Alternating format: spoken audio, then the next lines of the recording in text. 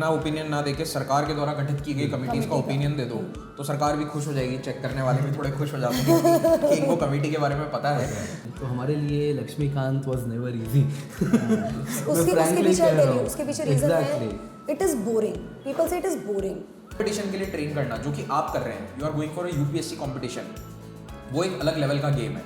History कोई भी पढ़ सकता है, भारत के अंदर तो हर आम आदमी को पता है कि इतिहास क्या है, सबका ओपिनियन भी है उस पर, बट वो लोग यूपीएससी का पेपर सॉल्व नहीं कर सकते। डेडिकेटेड टाइम आपको नहीं मिलेगा देखने का। चाय वाय बना रहे हो, दूध गर्म कर रहे हो, तब देख लो। मैप सामने, मतलब it's about looking at the maps. हमें भी घुमा दे, है ना, प्लीज़ हमें भी कहीं पर वहाँ पर हमें एक्सेस दिलवा दो, वहाँ पर हमारे लिए व्यवस्था करवा दो। वो फ़ोन आएंगे, वो जीवन भर आते रहेंगे। नमस्कार दोस्तों, पाथफाइंडर में आप सभी का स्वागत है। मेरा नाम है डॉक्टर महिपाल सिंह राठौड़ और आज हम पाथफाइंडर चैनल के सभी एस्टीम्ड फैकल्टीज को, सभी एजुकेटर्स को एक टेबल पर लेकर आए हैं आप लोगों के साथ एक संवाद करने के लिए, एक वार्ता करने के लिए। तो ये वीडियो होने वाला है उन एस्पिरेंट्स के लिए जो यूपीएससी की तैयारी स्टार्ट कर रहे हैं या फिर जस्ट स्टार्ट करी है और उन्हें गाइडेंस चाहिए। हो सकता है आप तैयारी कर रहे हैं कुछ समय से, लेकिन आपका मोटिवेशन डाउन हो गया है, तो भी आपको कुछ नई गाइडेंस मिल जाएगी। तो पाथफाइंडर पे हमारा लक्ष्य है कि आपको सही पथ मिले, you get the right path. So let us welcome all of our faculties. First of all Anirudh Agarwal sir, Shubhendra Singh Chauhan sir, Nidhi Dhaka ma'am, Devraj Verma sir and Kinjal Chaudhary sir. तो इन फैकल्टीज से आप कई बार मुखातिब हुए होंगे, आपने इनके बहुत सारे लेक्चर्स देखे होंगे, आई एम प्रिटी श्योर। लेकिन कई डिस्कशंस ऐसे होते हैं जो हम उन लेक्चर्स में आपके साथ नहीं कर सकते, खास करके यूपीएससी की इन जनरल तैयारी और गाइडेंस को लेकर। उन्हीं डिस्कशंस को आज हम करने वाले हैं। सब्जेक्ट स्पेसिफिक डिस्कशन हम करेंगे, सभी एजुकेटर अपने अपने सब्जेक्ट्स में कैसे तैयारी करनी है उसके बारे में आपको बताएंगे। यूपीएससी में कुछ कॉमन गलतियां क्या होती है, प्रीलिम्स में आपको किन चीज़ों पर ध्यान देना है, मेंस में किन बातों का ध्यान रखना है, इन सभी पॉइंट्स को हम डिटेल में यहाँ पर डिस्कस करने वाले हैं। तो इस वीडियो को पूरा देखिए, लगभग 1.5 घंटे के आसपास ये वीडियो होने वाला है। मेरे ख्याल से लंबा भी हो सकता है, हू नोज, लेकिन आप पूरा देखकर इसको आत्मसात कीजिए और अपने सारे पॉइंट्स को नोट डाउन कीजिए जो आपको इंपॉर्टेंट लगते हैं। So let us begin. अब यूपीएससी का exam prelims, mains, interview 3 stage में होता है, ये जानकारी आपको होनी चाहिए।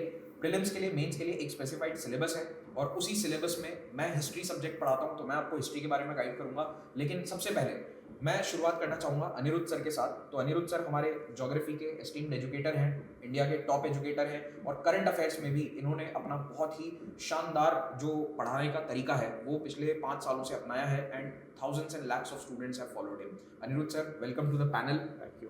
तो सर आप ये बताइए कि ज्योग्राफी आपका सब्जेक्ट है, उसको एक स्टूडेंट जो फ्रेश स्टार्ट कर रहा है वो कैसे पढ़े? राइट। सबसे पहले तो नमस्कार दोस्तों आप सभी को।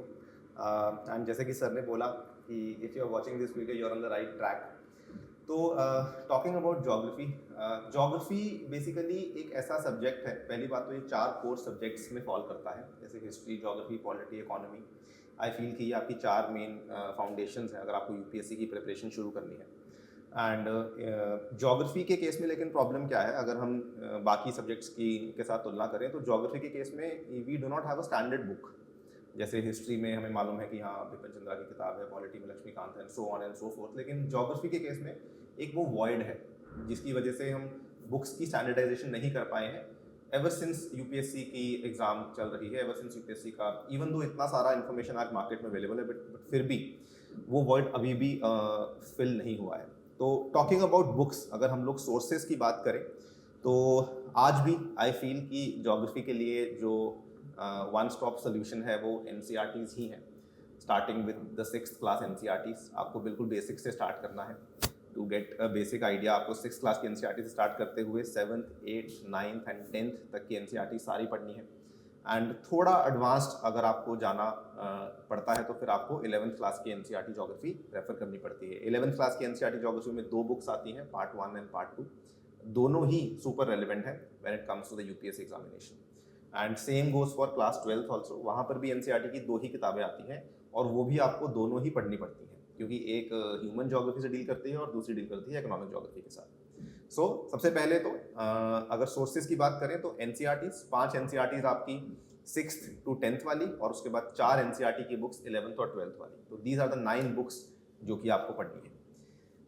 इसको पढ़ने का तरीका भी है, ऑब्वियसली ऐसा नहीं कि आप सीधा मतलब पहले 6th की पढ़ ली फिर 7th की फिर 8th की, ऐसा नहीं, इसके और भी कुछ तरीके हैं, हम उसके बारे में भी बात करेंगे। लेकिन अगर हम सोर्सेज की ही और बात करें तो एक जो और बहुत ज़्यादा रेलेवेंट बुक जो कि मुझे लगता है कि to give you a much better understanding of geography है, वो है जी.सी. लियोंग, जो कि सर्टिफिकेट फिजिकल ज्योग्राफी के नाम से किताब आती है। तो वो भी एक काफ़ी अच्छी किताब है एंड उसमें भी हमें उसको, हालांकि मैं हमेशा से ही स्टूडेंट्स को बोलता आया हूँ कि अगर आप लोग जीएस के पॉइंट ऑफ व्यू से देखना चाह रहे हैं तो that has to be read selectively. Avoid करो कि उसको सारा मत पढ़ो, बिकॉज उसमें कुछ कुछ कॉन्सेप्ट्स ऐसे हैं जो I think masters geography MA के चले जाते हैं, लेकिन जो कॉन्सेप्ट्स उसमें बीए लेवल तक के हैं वो रेलेवेंट हैं when it comes to GS geography. Sir ये काफी उसमें एक मिथ भी है कि जी.सी. लियोंग बहुत टफ किताब है, बहुत ही मुश्किल है, तो आप कह रहे हो कि उसे पूरा नहीं पढ़ना है हमें? नहीं सर, पूरा नहीं पढ़ना है, बिल्कुल बिल्कुल सही बोल रहे हैं आप। उसमें इनफैक्ट मैंने जब भी स्ट्रैटेजी को डिस्कस किया है ज्योग्राफी की, पहले भी इसके पहले कई दफ़ा डिस्कस किया है, तो I have always pointed out कि which topics are not to be read, which topics are to be read. तो वो एक इम्पॉर्टेंट पार्ट है स्ट्रैटेजी का। Yes, okay. बिल्कुल सर, इसी में मैं ऐड ऑन करना चाहूँगा सर, ये जैसा हम ऑप्शनल में देखें, अगर ज्योग्राफी ऑप्शनल में, तो लैंडफॉर्म्स वाला चैप्टर आता है, बिल्कुल जैसे एरिड लैंडफॉर्म, ग्लेशियल लैंडफॉर्म। तो अक्सर सर हम देखें तो वो जीएस में हमारे लिए काम का नहीं है, लेकिन ऑप्शनल अगर ज्योग्राफी है तो पढ़िए, अदरवाइज आप कहीं ना कहीं अपना वक्त बर्बाद कर देते हैं। बिल्कुल। तो ये सर मुझे लगता है उसमें, लेकिन डायग्राम्स, बड़े सुंदर डायग्राम्स मिल जाते हैं जो कि हम आंसर राइटिंग में बहुत अच्छे से इस्तेमाल भी बिल्कुल कर सर, पाते बिल्कुल। हैं। तो GC. Leong is a very good book because सबसे पहली बात तो वो एक मैं मानता हूँ कि मच मोर स्टैंडर्डाइज्ड है। लेकिन जैसा आपने कहा कि बहुत सारी चीज़ें उसमें रेलिवेंट नहीं है, स्पेशली जीएस ज्योग्राफी के लिए, तो उस हिसाब से उसको सिलेक्टिवली पढ़ना पड़ता है। वो लिस्ट हम आपको बता देंगे जब हम पूरा कोर्स कवर करेंगे, तो obviously that will be told to you कि क्या पढ़ना है क्या नहीं पढ़ना। एंड ये वाली बुक्स हो गई, एंड एक आपको एटलस रेफर करनी ज़रूरी है।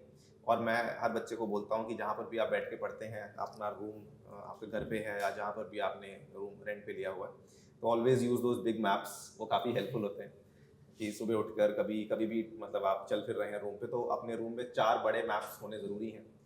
India physical and political, world physical and political, उनको लगाइए, वो एक्चुअली काफ़ी काम के होते हैं। एंड एक एटलस भी आपको हैंडी रखनी चाहिए। It can be anything, Orient की एटलस आती है, ऑक्सफोर्ड की एटलस आती है, जो भी आपको एक्सेसिबल है, दोनों में सेम ही है, दोनों में कोई फ़र्क नहीं है, तो वो भी काफ़ी रेलिवेंट है। सर ये बहुत बड़ा टेक अवे है, क्योंकि आज के ज़माने में लोग गूगल अर्थ, गूगल मैप्स पे इतने आश्रित हो गए हैं कि कहीं ना कहीं एटलस देखना ही छोड़ दिए हैं सारे विद्यार्थी जितने हैं हमारे। सर मैपिंग की जब मैं क्लास करता भी हूँ, तो मैं मैपिंग क्लास के पहले ही बोलता हूँ कि एटलस लेकर बैठो साथ में, ज़्यादा ग्रास्प कर पाओगे और जल्दी समझ पाओगे।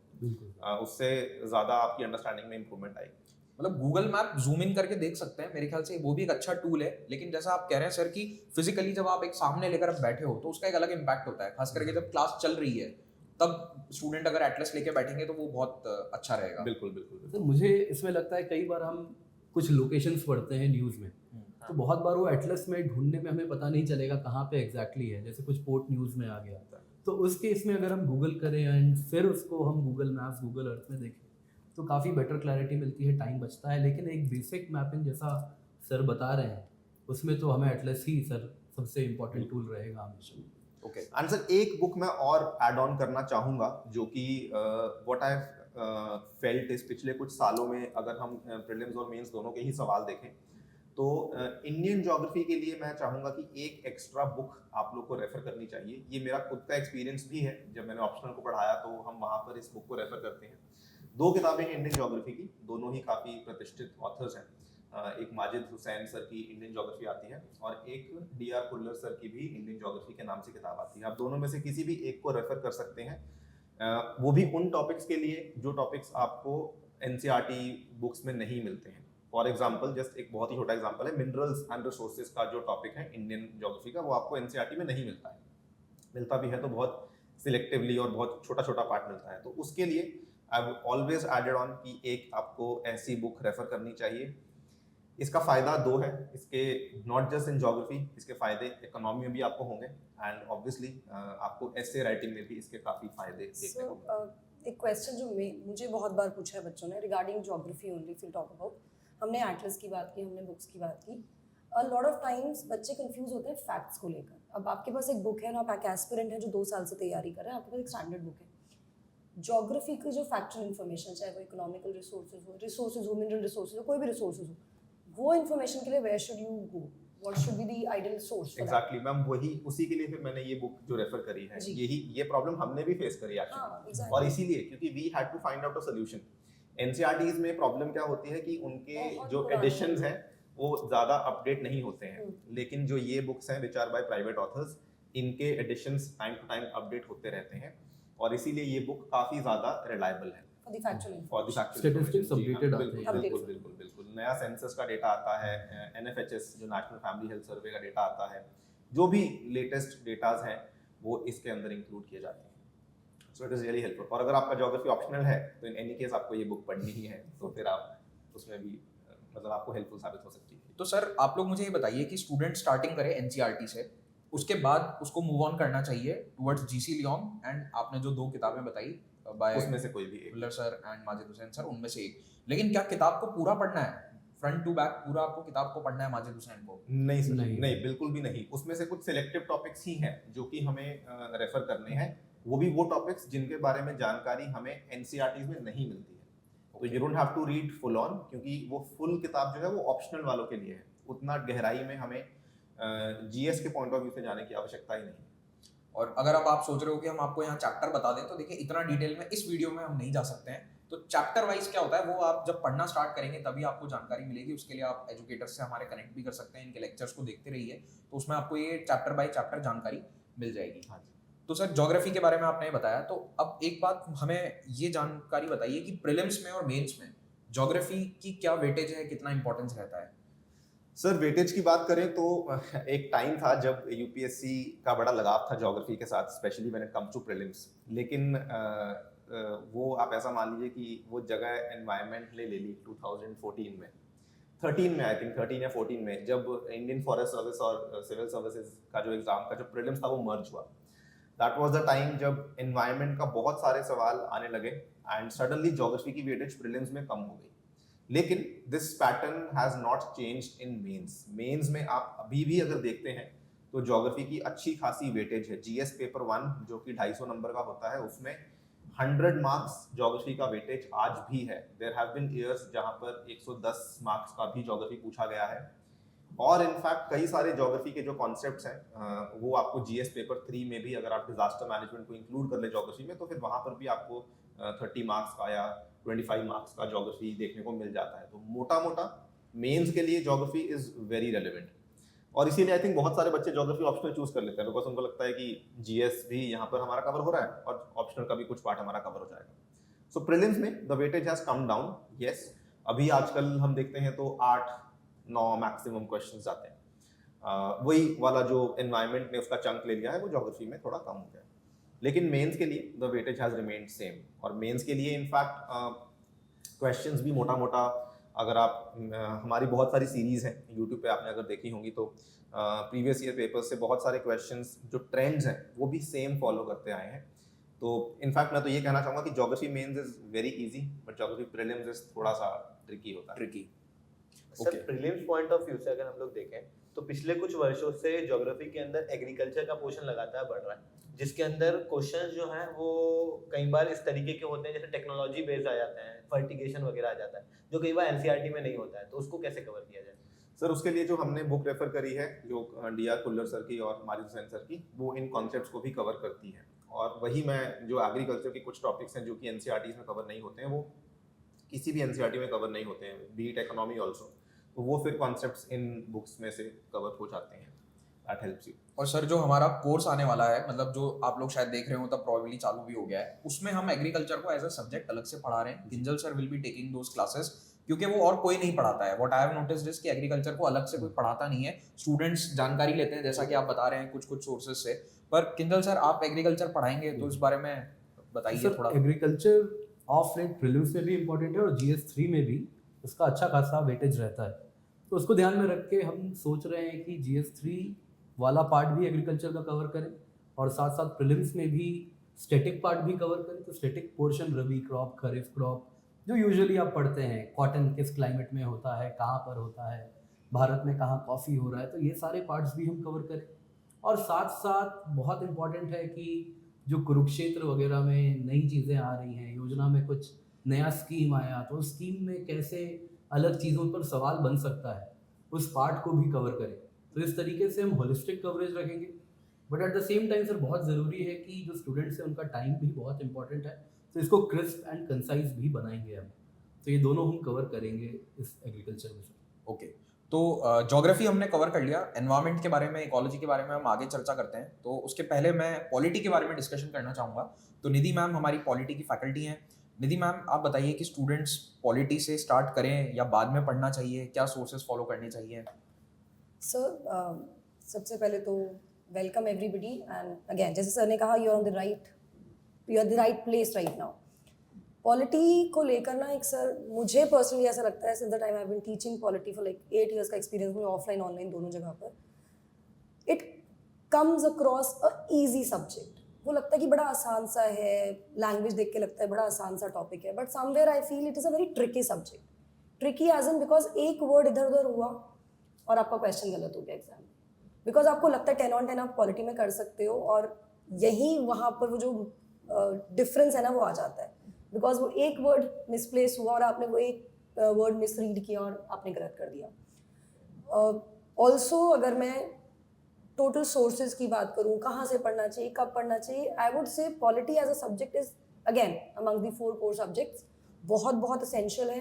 अगर हम पेपर 2 को देखें ना, पॉलिटी एंड गवर्नेंस वाला सेक्शन, अगर मेंस की मैं बात करूँ, तो it does not cover only paper 2, the content, the syllabus, it will have an impact on your paper 1 also, it will have an impact on your paper 4 also, a lot of things are there which are overlapping.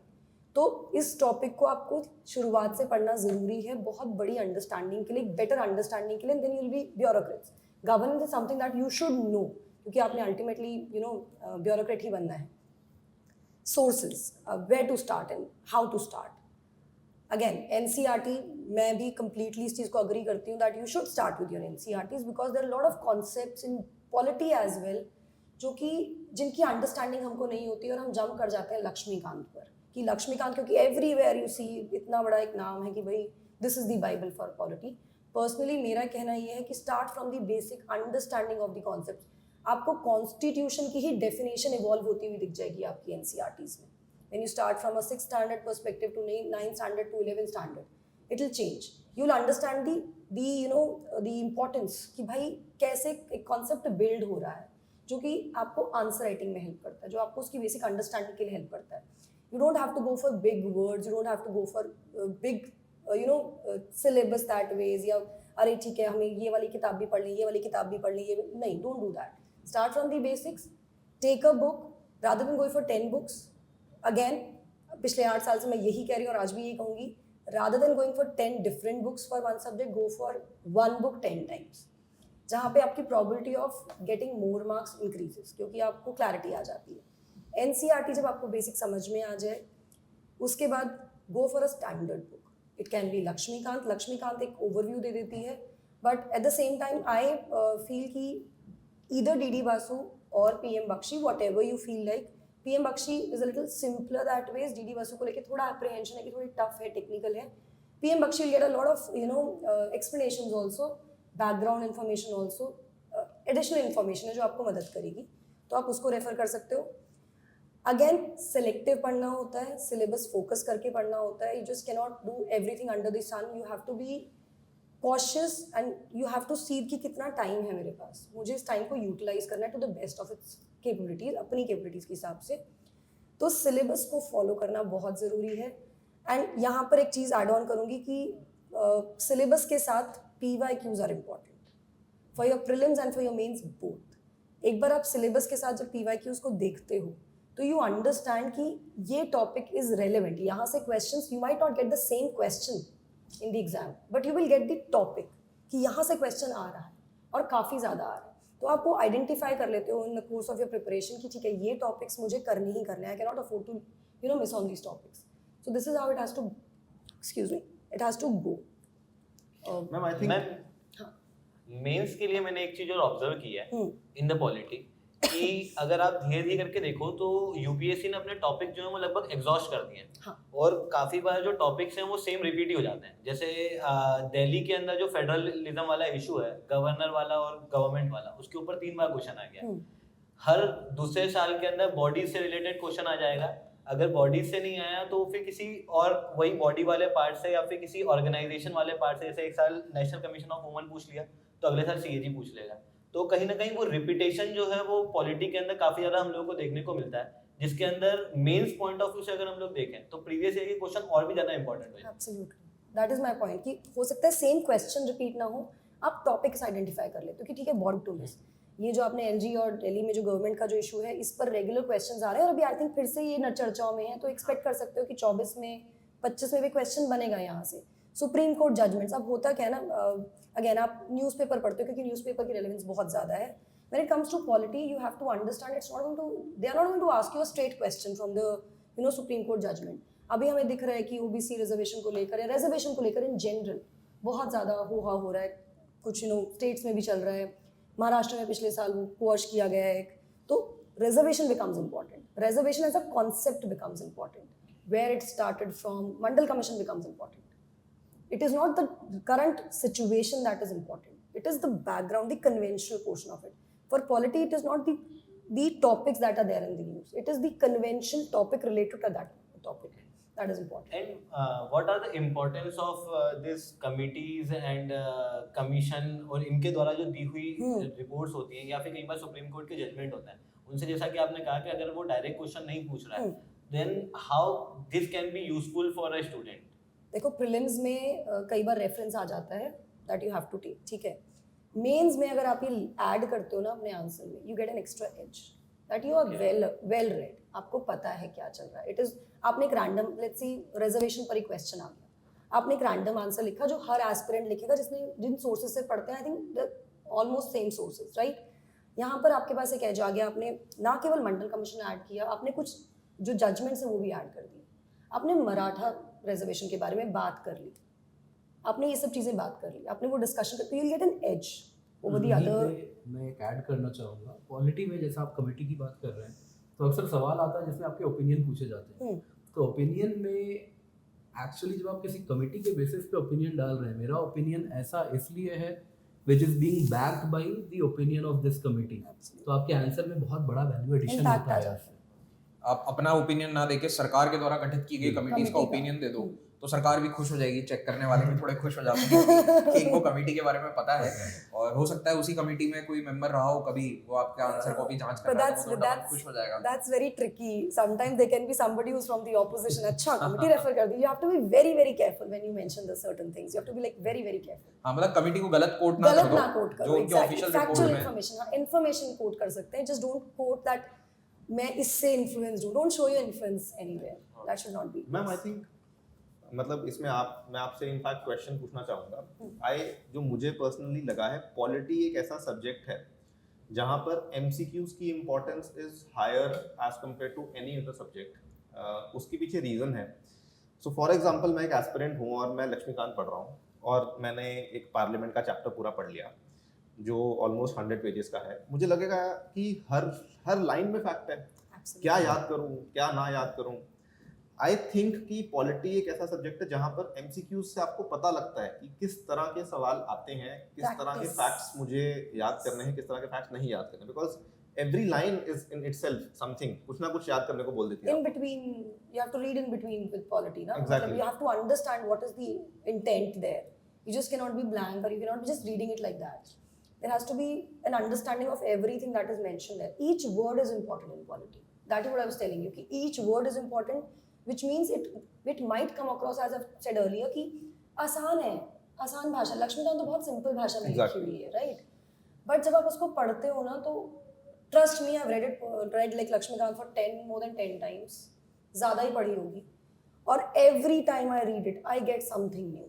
I get a new information every time, and that's like a fact. So कितना भी पढ़ लो, it will be less because वही आपकी जो practice वाली बात है ना, so it's very very important. जब तक आप practice नहीं करोगे, you'll not understand the questions, the demand of the questions, और UPS is not always about the right answer, it is about the best option available. And polity is the perfect example for that, जहाँ पे आपको आएगा अच्छा which is the best suited option, so that has to be taken care. One question is that कि student जो ज़्यादातर पूछते हैं कि पॉलिटी को अगर हम डिवाइड करें तो दो पार्ट्स में डिवाइड कर सकते हैं। एक तो फिलोसफिकल डायमेंशन, जैसे फिलोसफिकल डायमेंशन में हम कहें तो tremble is one of the right fundamental rights, fundamental duties, DPSP. दूसरा जो है वो एकेडमिक डायमेंशन अपन समझ सकते हैं उसके अंदर। तो हम ये फिलोसफिकल डायमेंशंस को किस तरह से हैंडल करेंगे, क्योंकि इसमें जो क्वेश्चन आते हैं बड़े कंसेप्चुअल आते हैं। सर वो उसके लिए तो हम लोग हैं फिर क्योंकि वो आज ही information बताऊंगी books तुमको के सब अंदर- समझ में आ जाएगा। अच्छा ऐसा करना है वेट करो। We'll वो get to- इन्फॉर्मेशन बुक्स में नहीं दे रखी होती है, Right. वो मतलब किसी टीचर के थ्रू ही अपन गेन कर सकते हैं। मतलब यू एज एन एस्पिरेंट कई बार ऐसा लगता है ना कि अरे कर लेंगे हम। You need somebody, you need a mentor. It can be anyone, it can be somebody whose okay. यहाँ पर एक मतलब एक डिस्क्लेमर या एक नोट है for everybody. Just don't trust everything that you see and hear. On Use your YouTube. discretion. Always use your discretion. Somebody who's cracked the exam will have a different perception of it once he or she has done it. Somebody who's doing it will have a different perception. So as an aspirant, this discretion is equally important for you as, you know, because you've taken this step to start preparing for UPSC. This itself is a discretion. You don't want to get into anything, you want to get into the toughest exam of the country. So use your discretion, and also जो philosophical understanding है sir वो develop होगी once you start reading and understanding what was the idea behind it. For that लगता है again, कि philosophical understanding के लिए एक टीचर होना जरूरी है। absolutely sir, वही तो मैंने क्योंकि बोला उसके कि अंदर बड़ा conceptual understanding it is related to your history also. हमारी history से related है वो, वहाँ से वो philosophy आई, वहाँ से वो values I. So you have to have an understanding of that also, the background to it. And one more thing ma'am, what about the raw constitution? कई बच्चे बोलते हैं कि कॉन्स्टिट्यूशन को लेकर एक एक आर्टिकल पढ़ना है। Bare Act. Bare act personally मुझे लगता है वो लॉ स्टूडेंट्स के लिए है, बट यहाँ पे जैसे मैंने पीएम बख्शी मेंशन किया, वहाँ से आपको वो आर्टिकल वाइज हो जाता है.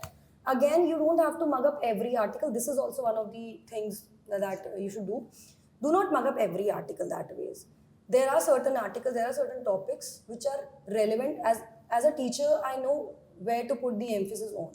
और वो over the period of time जब आप पढ़ रहे होते हो ना, तो आपको समझ में आ जाता है कि these are the important things that you have to keep in your mind. यहाँ पे हम role of Mug up. Teacher will play Absolutely sir. Absolutely. मुझे लगता है बैर एक्ट की स्टूडेंट्स को जरूरत नहीं पड़ती है, क्योंकि जो आर्टिकल्स हमें देखने हैं वो वैसे भी हमें लक्ष्मीकांत में नोट्स में मिल जाएंगे. और आपको अगर रिवीजन पर्पस से ही करना है तो फिर जैसे अनिरुद्ध सर ने ज्योग्राफी के पोस्टर बताया था, हाँ. वैसे ही पॉलिटी का भी वो चार्ट बना आता है के, हाँ, जिसमें या तो आप अपने हाथ से बना लीजिए या हाँ. फिर वो रेडीमेड मार्केट में भी मिल जाते हैं, तो वहाँ उसको आप चिपका सकते हैं. उसमें सारे आर्टिकल्स लिखे रहते हैं. So, तो आई थिंक वो बैर एक्ट का काम कर देता सारे है. आर्टिकल जरूरत नहीं होती ऑनेस्टली. अगर आप प्रीवियस पेपर्स उठाकर देखोगे तो something which is in the news ना, उससे related articles have been asked. Factual बहुत कम, मतलब you with UPSC you can not predict anything कि फैक्चुअल बिल्कुल नहीं पूछेगा. पिछले साल वो टेस्ट क्रिकेट का पूछ लिया था, तो फैक्चुअल इन्फॉर्मेशन अब पूछने लगा है. यूपीएससी थोड़ा डाइवर्सिफाई कर रहा है प्रॉब्ली, बट देन वो फैक्ट्स ऐसे नहीं पूछेगा, आउट ऑफ द ब्लू नहीं पूछेगा, because it is general studies. You not doing या एक आपने बुक का जो कहा था वो मैं एडिशनल पूछना भूल गया आपको पहले, कि आपने कहा कि पहले लक्ष्मीकांत पढ़ो, फिर उसके बाद पीएम बख्शी पढ़ो, फिर उसके बाद पीएम बख्शी या डीडी बसु. जी. तो व्हाट इज द स्टेज जब ये पीएम बख्शी या डीडी बसु स्टूडेंट को पढ़नी चाहिए? So once you've understood the basic concepts of polity, once you know what constitution is, what is democracy, what is being republic, ये जो basic चीज़ है ना, जब आपको यही, trust me when I'm telling you this, there are a lot of times जहाँ बच्चों को democratic और republic में difference नहीं पता है. As a beginner, people don't know what is the difference between democracy and being a republic. So ये basic understanding होने के बाद ही jump into the advanced books. Don't straight away jump to the advanced books, because आपको कहा गया है ये source है, ये बुक लिस्ट है. Don't do एक that. बार क्लास कर ली पूरी, या फिर एक बार लक्ष्मीकांत पूरा पढ़ चुके हो, उसके बाद आपको डीडी बसु और पीएम बख्शी पढ़ना चाहिए? सर या यहाँ साथ पे में? I'll say हाँ, जो अभी आप बता भी रहे थे कि that we'll be planning to do this and this is how I'm going to do about it. I'll be merging the standard books and NCERT concepts, so that जब मैं कुछ आपको दे रही हूँ किसी कोर्स में, तो it will be comprehensive that ways, कि आपको अलग से नहीं स्ट्रगल करना पड़ेगा उस चीज़ के लिए. We'll be providing you that information. मैं यहाँ पे मैडम ने जो कहा उस पर दो बातें ऐड करना चाहूँगा, जबकि मैंने एज अ स्टूडेंट फेस किया है कि हम लोग जब इंजीनियरिंग बैकग्राउंड के बहुत स्टूडेंट्स रहते हैं, तो हमारे लिए लक्ष्मीकांत वाज नेवर इजी. उसके पीछे रीजन है, it is boring. People say it is boring. Somehow they say कि अरे ये तो फोटो नहीं है ना उसमें. फोटो नहीं है. और कितने 1400 पेज हो गए शायद. शायद टोटली पढ़ने का तरीका बदल जाता है. जब तक हम ग्रेजुएशन में जैसे पढ़ते हैं और फिर जब लक्ष्मीकांत पढ़ते हैं तो हम ज्योग्राफी वगैरह रिलेट कर पाते हैं, Technical बाकी subjects सब्जेक्ट हैं. समझ पाते हैं, लेकिन polity is a totally different ball game ma'am. तो उसमें मुझे लगता है टीचर की ज़रूरत बहुत पड़ती है, क्योंकि मैंने खुद 5 लक्ष्मीकांत की रीडिंग वेस्ट किए हैं, सिर्फ उसमें कलर किया था बैठ के, और हर बार अलग अलग रीडिंग में कुछ नया पता चलता था, जो कि फ्रैंकली शायद टीचर मुझे पहली बार में बता मेहनत सकता में है। बता सकता है। सही। अब यहाँ पे ही है ना एक मैं आपको फर्क बताता हूँ कि एक मेंटोर और टीचर या कोच में क्या फर्क होता है। अब आप लोगों ने अक्सर ये शब्द सुना होगा कोच, कोचिंग, ठीक है। हालांकि इसको कई लोग काफी नेगेटिव एसोसिएट करते हैं, लेकिन ये नेगेटिव कॉनोटेशन नहीं है, ये बहुत ही पॉजिटिव चीज है। अब देखिए स्पोर्ट्स पर्सन को कोई ना कोई कोच सिखाता है, उसको टेक्निक बताता है कि तुम्हें ये करना है, तुम्हें वो करना है। अब mentor is someone different. Mentor ऐसा हो सकता है जिससे आप इंस्पायर हो। एक छोटा सा उदाहरण यहाँ पर खेल का ही मैं आपके सामने लूंगा। मान लीजिए कि आपने उसेन बोल्ट को ओलंपिक में दौड़कर गोल्ड मेडल प्राप्त करते हुए देखा।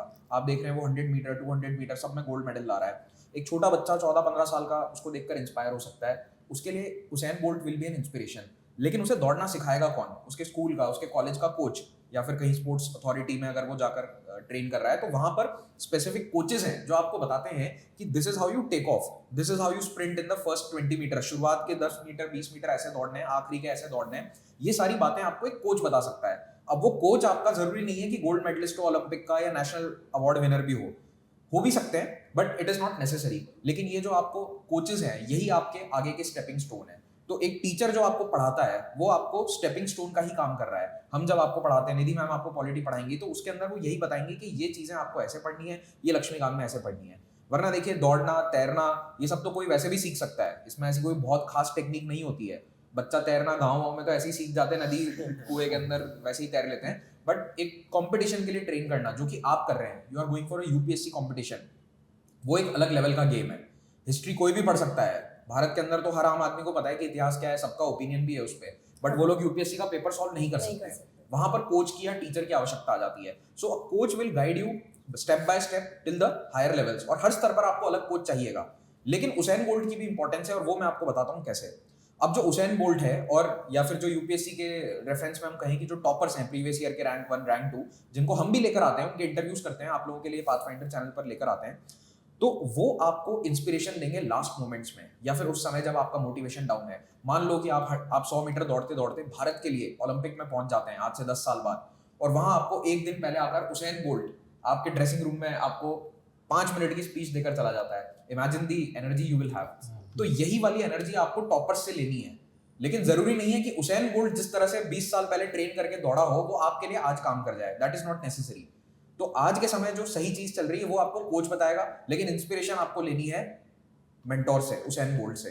तो ये थोड़ा सा एक मेंटोर और कोच में फर्क होता है, और इसको हमेशा आप ध्यान रखिए, क्योंकि जो नए नए आते हैं यूपीएससी फील्ड में, वो अक्सर स्टूडेंट्स में देखता हूँ कि वो इसी में खो जाते हैं, इस मोह माया में कि मैंने तो ऐसे पढ़ा था, लक्ष्मीकांत पढ़ने की जरूरत नहीं है। There are lot of toppers that have said in the past कि हमने लक्ष्मीकांत नहीं पढ़ी। तो उन्होंने इसीलिए नहीं पढ़ी क्योंकि उनको प्रोबेबली ऐसे नोट्स मिल गए थे जिसके अंदर लक्ष्मीकांत का पूरा सार था, and may be they studied polity in class 11 12 और इवन मे बी ग्रेजुएशन। तो वो सारा बैकग्राउंड कई बार उन इंटरव्यूज में या टॉक्स में निकल कर नहीं आता है। तो जो स्टैंडर्ड चीज है वो तो आपको करनी ही है, जो आपका कोच या टीचर आपको कह रहा है वो आपको करना है, और वो अच्छे से करिए। तो पॉलिटी का हमने डिस्कशन कर लिया, उसके बाद देवराज सर से हम चर्चा करेंगे। तो सर ने बहुत सारे लेक्चर्स लिए हैं on previous year current affairs. अगर आपने इनकी सीरीज नहीं देखी तो आप जरूर देखिए। 2024 की भी तैयारी कर रहे हैं तो वो सीरीज आपके काम में आएगी। 2023 के लिए सर ने करंट अफेयर्स को बहुत अच्छे से कवर किया है। तो सर पहले तो आप करंट अफेयर्स एंड सेकंड जो आप सब्जेक्ट पढ़ाते हैं ethics and then international relations का स्टैटिक पार्ट, तो इस पे चर्चा करें। एंड शुभेंद्र सर मैं चाहूंगा कि इसमें आप भी हमें बताइए, क्योंकि आपने हिंदू एनालिसिस किया है, आपने करंट अफेयर्स डेली बेसिस पर कई सालों तक पढ़ाया है, तो किस तरह से स्टूडेंट को करंट अफेयर्स का अप्रोच रखना चाहिए एक बेसिक जीरो से स्टार्ट करने वाले स्टूडेंट को? देखिए सर, करंट अफेयर्स जो होगा, अगर अपन प्रीलिम्स के पर्सपेक्टिव से देखें तो स्टूडेंट्स के सामने सबसे बड़ी प्रॉब्लम ये आती है कि सर बहुत सारा करंट अफेयर्स है, इसको फैक्चुअली कैसे मगअप करें पर। तो करंट अफेयर्स में देखें तो एक होगा सर आपका कॉन्सेप्ट और एक होगा परसेप्ट्स। परसेप्ट मीन्स फैक्ट्स, कॉन्सेप्ट मतलब कॉन्सेप्चुअल अंडरस्टैंडिंग अपन कर रहे हैं किसी करंट अफेयर में। तो फैक्ट्स को मगअप करने के लिए कुछ फनी ट्रिक्स मैं बताता हूँ स्टूडेंट्स को, ठीक है। जैसे कि सर हम देख सकते हैं कि डॉल्फिन है, ठीक है। डॉल्फिन का अब ये है कि आईयूसीएन स्टेटस क्या होगा, तो फिर डॉल्फिन की का IUCN status is endangered category.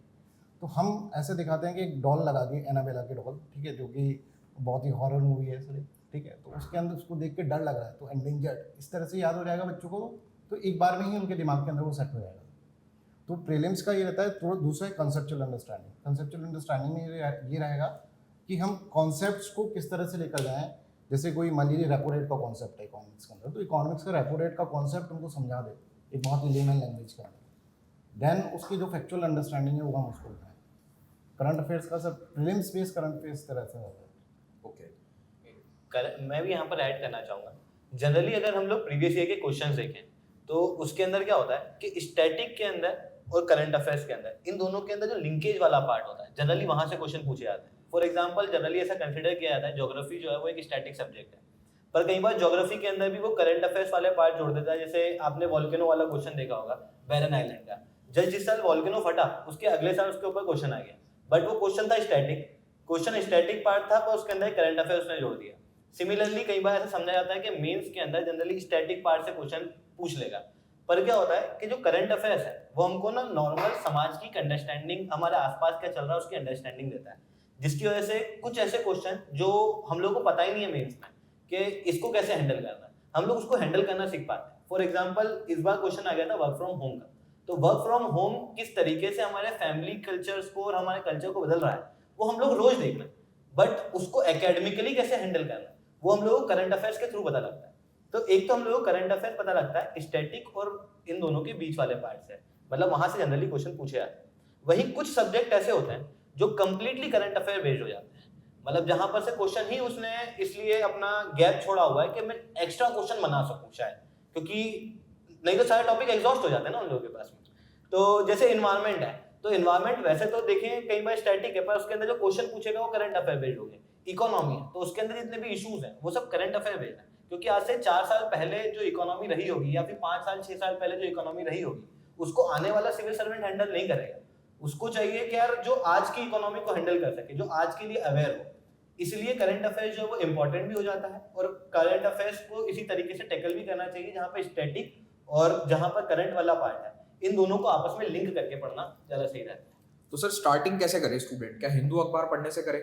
हाँ, सबसे पहले शुरुआत जो होनी चाहिए वो अखबारों से होनी चाहिए। अखबार से क्या होता है कि अपने आसपास क्या हो रहा है उसके बारे में जानकारी लग जाती है। हालांकि ऐसा होता है कई बार बच्चों को कि यार मेरे को सारी चीज़ें याद नहीं हो रही हैं, डोंट वरी, वो जैसे जैसे रिपीट होते जाती है वो याद भी होते जाती है, पता भी लगते जाता है, इंस्टिंक्ट डेवलप हो जाता है कि ये ऑप्शन सही है या नहीं है।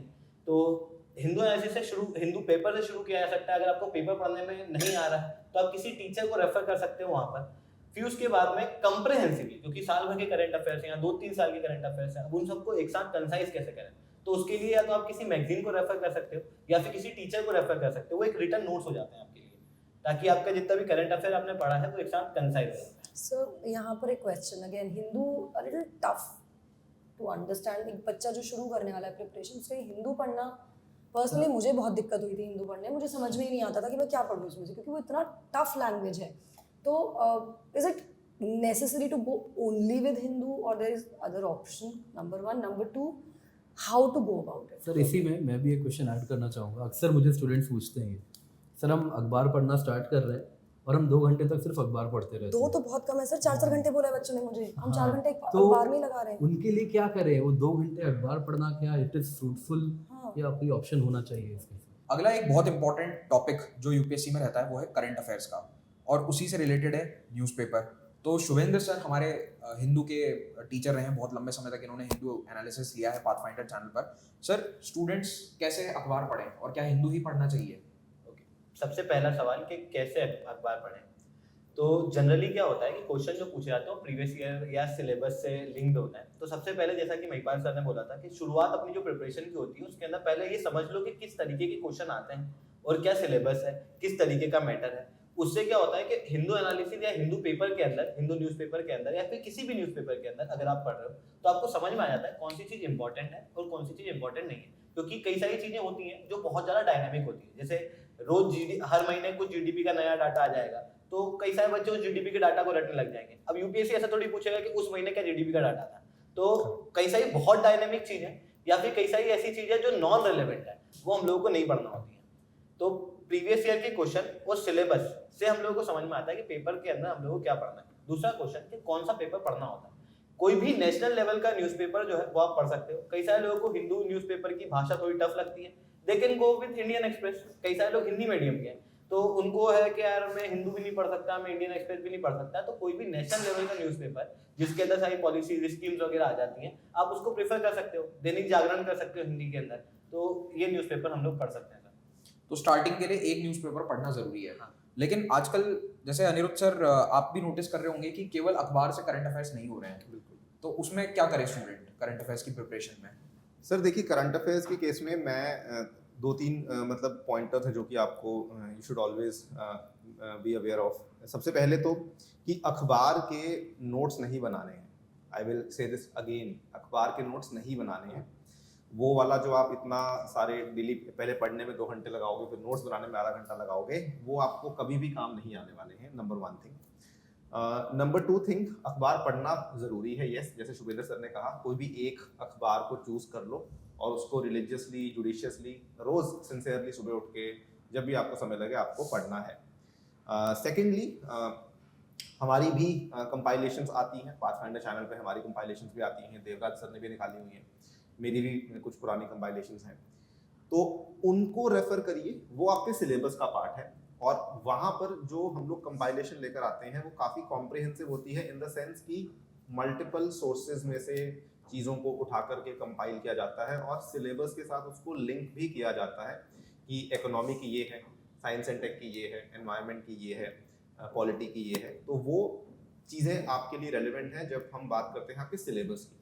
तो प्लीज़ नोट्स पहले नहीं बनाने, कंपाइलेशंस को रेफर करना है, वही आपको काम आएंगे। और ये मंथली मैगजीन्स आती हैं, अनअकैडमी की भी आती है मंथली मैगजीन, आर्टिकुलेट के नाम से आती है, वो भी आप रेफर कर सकते हैं। आपको मंथ के एंड पे एक रिवीजन करनी है, बिकॉज आप सोचिए मंथ के एंड पे आप 30 दिन का हिंदू अखबार बैठ के नहीं पढ़ सकते हैं, लेकिन आर्टिकुलेट मैगजीन जो 100-150 पेज की है वो आप पढ़ सकते हैं और आपको समझ आ जाएगा कि क्या चीज़ें यूपीएससी पॉइंट ऑफ व्यू से रेलिवेंट है।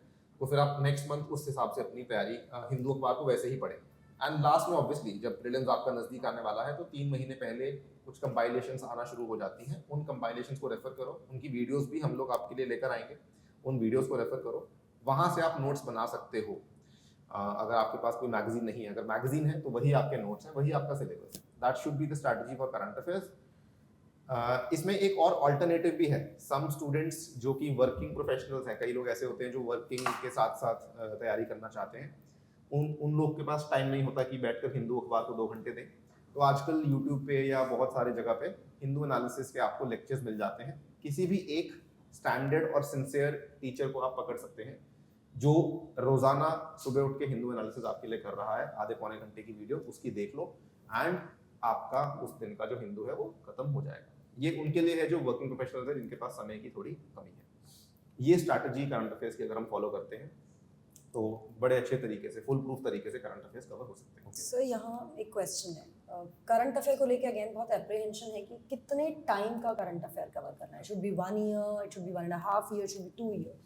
सो वो कैसे बच्चा डिस्क्रीट करे कि मतलब कितना साल का उसको पढ़ना है? मैम इसमें देखिए, जो तो एक जिनका तो एक अटेम्प्ट हो चुका है, जो दूसरे अटेम्प्ट में है, वो तो ऑब्वियसली पुराने करंट अफेयर्स थोड़ा उनके जहन में रहते हैं। लेकिन अगर आप पहले अटेम्प्ट में हैं तो मेरी सलाह ये रहती है कि 1 ईयर्स मतलब previous current affair is the mandate. ये तो करना ही करना है फ्रॉम द एग्जाम। अगर आपका एग्जाम लेट्स से 1 जून को एग्जाम है तो आप मतलब पिछले साल के जून से लेकर इस साल के मई तक आप लोग पढ़िए। लेकिन जस्ट टू बी सेफ मैं सुझाव यही देता हूँ कि 1 साल की जगह 1.5 साल का करंट अफेयर्स आप लोग रेफर करिए, सो दैट आप ज़्यादा थोड़ा सा आपको कॉन्फिडेंस मिले। तो जैसे अभी आप लोग स्टूडेंट्स जो देख रहे हैं इस वीडियो को, most probably you are preparing for either 24, 25, 26, ये 3 साइकिल्स को आप लोग टारगेट कर रहे हैं। तो ये वीडियो हम रिकॉर्ड कर रहे हैं अभी 2023 के मई महीने में। तो मई से 2024 का मई, वहां तक आपको 1 साल का मिनिमम करना है। अगर 24 को टारगेट कर रहे हो तो कोशिश करो कि जनवरी 23 से आप पढ़ना स्टार्ट कर दें करंट अफेयर्स को। 2023 का जनवरी महीना वहां से आपको स्टार्ट करना है। 18 महीने जैसे अनिरुद्ध सर कह रहे हैं कि वो एक मान लीजिए कि स्टैंडर्ड है, 18 मंथ्स का यूपीएससी पूछ रहा है, पूछा तो 2-2.5 साल तक का भी है पुराना, लेकिन फिर उतना ज्यादा पीछे जाने का आपके लिए वैल्यू नहीं रहेगा, क्योंकि वो कॉस्ट जितना आप उसमें दे रहे हैं उतना आपको बेनिफिट नहीं मिलेगा। सो उसमें आई थिंक वो वाला क्वेश्चंस पूछे जाते हैं जो कंटिन्यूअसली इन न्यूज़ रहे हैं, मतलब वो कैरी फॉरवर्ड हो रहे हैं वो न्यूज़ ना। आई थिंक वहाँ से वो क्वेश्चन आ जाता है जो 2 साल से चल रहा है। रशिया यूक्रेन वॉर चल रहा है पिछले 1.5 साल से। तो अगर क्वेश्चन आ जाएगा तो you can not come and से कि अरे वो तो 1.5 साल पुरानी न्यूज़ है, व्हाई दे आस्क्ड रशिया, क्योंकि वो कंटिन्यूअसली चल रहा है। एक्चुअली ये ट्रेंड स्टार्ट हुआ था जैसे 2017 और 18 के जो प्रीलिम्स थे, तो उसमें कुछ क्वेश्चंस आए थे। फॉर एग्जांपल एक कैमल का क्वेश्चन आया था, there is a camel breed variety Kharai camel, तो वो 2 साल पुराना करंट अफेयर था और वो न्यूज़ एग्जैक्टली वैसी की वैसी न्यूज़ आई थी 2016 में और वो 18 में पूछी गई थी।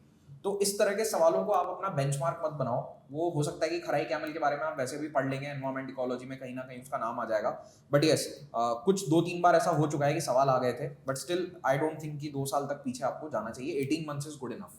सर उसमें एक और मैं बहुत इम्पॉर्टेंट पॉइंट जो बताना चाहूँगा, करंट अफेयर्स के केस में क्या है ना, बच्चों को लगता है कि करंट अफेयर्स पढ़ लो, तो करंट अफेयर्स के साथ जो संबंधित स्टैटिक कंटेंट है that is much more relevant as compared to the current affairs alone. Current affairs से शायद उतना यूपीएससी सवाल नहीं पूछेगा। देखिए इसमें एक साल था, एक वन ऑफ ईयर था 2016 जब यूपीएससी ने एकदम करंट अफेयर्स के ही सवाल पूछे थे, लेकिन उसके बाद से हम हर साल के पेपर को डीपली एनालाइज करते आए हैं। 17, 18, 19, 20, 21, 22 करंट अफेयर्स से कभी भी उतने सवाल यूपीएससी ने नहीं पूछे। डायरेक्ट क्वेश्चंस नहीं आए, टॉपिक रिलेटेड क्वेश्चंस एग्जैक्टली। तो उस टॉपिक के साथ संबंधित जो उसका बैकग्राउंड है या जो उसका स्टैटिक पार्ट है उसको लेकर क्वेश्चंस डेफिनेटली पूछे गए हैं। तो वो हमारे पाथफाइंडर कोर्स में ये जो स्टैटिक पोर्शन है ये देवराज सर पढ़ाने वाले हैं, या हो सकता है आप ऑलरेडी इनसे पढ़ रहे होंगे। तो सर ये वाला स्टैटिक पोर्शन कैसे कवर किया जाए इंटरनेशनल रिलेशंस का? सर देखिए, इंटरनेशनल रिलेशंस जो है अपने आप में कोई सब्जेक्ट नहीं है, ठीक है, बट अगर हम देखें इंटरनेशनल रिलेशंस को तो इसका वेटेज बहुत ज़्यादा है। अगर आप इसको इंटरलिंकिंग करके पढ़ें तो दैट इज़ कि इंटरनेशनल रिलेशंस आपको बहुत इंटरेस्टिंग भी लगेगा और आपको बहुत सारा वेटेज भी प्रोवाइड करेगा। जैसे मैं सर एक एग्जांपल देता हूँ कि मान लीजिए हम इंटरनेशनल रिलेशंस का मतलब क्या है, दो कंट्री के बीच में रिलेशन कैसा है, या फिर एक कंट्री है और डिफरेंट ऑर्गेनाइजेशंस हैं उनके बीच में कैसा रिलेशन है। तो सर हमको ये समझना पड़ेगा सबसे पहले कि what is the basic nature of that particular country. When we are interacting a country then we are not जैसे इंडिया और चाइना का रिलेशन अगर हम देखें तो इंडिया जब चाइना से रिलेशन एस्टेब्लिश कर रहा है तो हमको उसका इकोनॉमिक पर्सपेक्टिव भी देखना पड़ेगा। तो हियर कम्स द इकोनॉमी। हमको उसको पॉलिटिकल पर्सपेक्टिव भी देखना पड़ेगा कि कम्युनिस्ट कंट्री से हम इंटरेक्ट कर रहे हैं, ठीक है, एक हम एक्सपोर्ट ओरिएंटेड कंट्री से इंटरेक्ट कर रहे हैं, एक हम अगर हम देखें तो एक ऐसी कंट्री से इंटरेक्ट कर रहे हैं जो कि एक रिविजनिस्ट स्टेट है, मतलब जो चाहता है कि वर्ल्ड ऑर्डर बदले। ऐसी किसी कंट्री से हम इंटरेक्ट कर रहे हैं तो हमको अपना एंगल उसी तरह से बनाना पड़ेगा। इसी तरह से अगर हम पाकिस्तान से सर इंटरेक्ट करें तो हमारे माइंड में हमेशा ये रहेगा कि हिस्ट्री ऑफ मतलब इंडियन पाकिस्तान वो हमारे दिमाग के हमेशा रहेगा। तो हिस्टोरिकल डायमेंशन भी इसके लिए अंदर इंपॉर्टेंट। इसी तरह से sir people to people interaction that is also very important. तो सोसाइटी का पार्ट भी रहता है। तो अगर अपन ऐसे देखेंगे तो सर ज्योग्राफी भी इसके अंदर आएगी। बिकॉज फॉर एग्जाम्पल अगर हम बांग्लादेश से इंटरेक्ट कर रहे हैं तो बांग्लादेश का स्ट्रेटेजिक लोकेशन इतना है, 4096 किलोमीटर की लॉन्ग बाउंड्री प्लस एक country within a country, 54 trans boundary rivers. तो उन सब के अंदर geography also play important role. तो हमें इंटरलिंकिंग करके अगर हम करंट अफेयर्स को, इंटरनेशनल रिलेशंस को पढ़ें तो we can cover 100 to 125 marks. ये मेरा पर्सनल एक्सपीरियंस भी है। स्टूडेंट्स का जो रिव्यू आता है वो भी ऐसा है कि हाँ सर बहुत सारी चीज़ें इसके अंदर कवर हो रही है। तो सर आप जैसे हिस्ट्री के टीचर हैं तो when we are dealing with Iran then Islamic revolutions will be there, ठीक है, तो वर्ल्ड हिस्ट्री का पार्ट भी कवर हो गया उसके अंदर, मॉडर्न हिस्ट्री का भी बहुत सारा पार्ट कवर हो जाएगा, पोस्ट इंडिपेंडेंस का भी कवर हो जाएगा। तो इस तरह से हम बहुत सारी चीज़ों को इंटरनेशनल रिलेशंस के थ्रू पढ़ सकते हैं। तो सर एक इंटरनेशनल रिलेशंस वैसे यूपीएससी कहता है कि केवल मेंस में पूछेंगे, लेकिन ट्रेंड ये रहा है कि पिछले कई सालों से प्रीलिम्स में भी उसके सवाल आ रहे हैं। और प्रीलिम्स में जो सवाल आते हैं उनके लिए क्या अप्रोच रहना चाहिए? सर उसके लिए again current affairs play very very important role. Current affairs के अंदर जो भी जैसे मान लीजिए कोई ऑर्गेनाइजेशन न्यूज़ के अंदर है, कोई प्लेसेस न्यूज़ के अंदर है, ठीक है, वो सब चीज़ें हमको इसके अंदर देखना होता है। यहाँ पर सर कॉन्सेप्ट्स थोड़े से हम साइडलाइन कर देते हैं, पर परसेप्ट्स और फैक्ट्स के ऊपर हम ज़्यादा फोकस करते हैं इंटरनेशनल रिलेशंस के अंदर with regards to prelims examination. Sir यहाँ पे मैं ऐड करना चाहूँगा, अक्सर जब से ज्योग्राफी के सवाल कम हुए, शायद अनिरुद्ध सर भी रिलेट करेंगे, तो हम टीचर्स अक्सर कहने लगे इंटरनेशनल रिलेशन से क्वेश्चन ज्योग्राफी में आ रहे हैं। कारण है कि वो सवाल लोकेशन बेस्ड होता है, मैपिंग बेस्ड हो गया सर, प्लेसेस इन न्यूज़ और प्लेसेस इन न्यूज़ होते हैं, और फिर हम कहते हैं सर ज्योग्राफी वहाँ वो मैप बड़ा यूजफुल है। बहुत वर्ल्ड useful मैप जो आपने रूम में लगाया हुआ है वो आपको हेल्प करेगा। आपने कैस्पियन सी के आसपास कौन कौन से देश है वो वहीं से देख के याद होगा।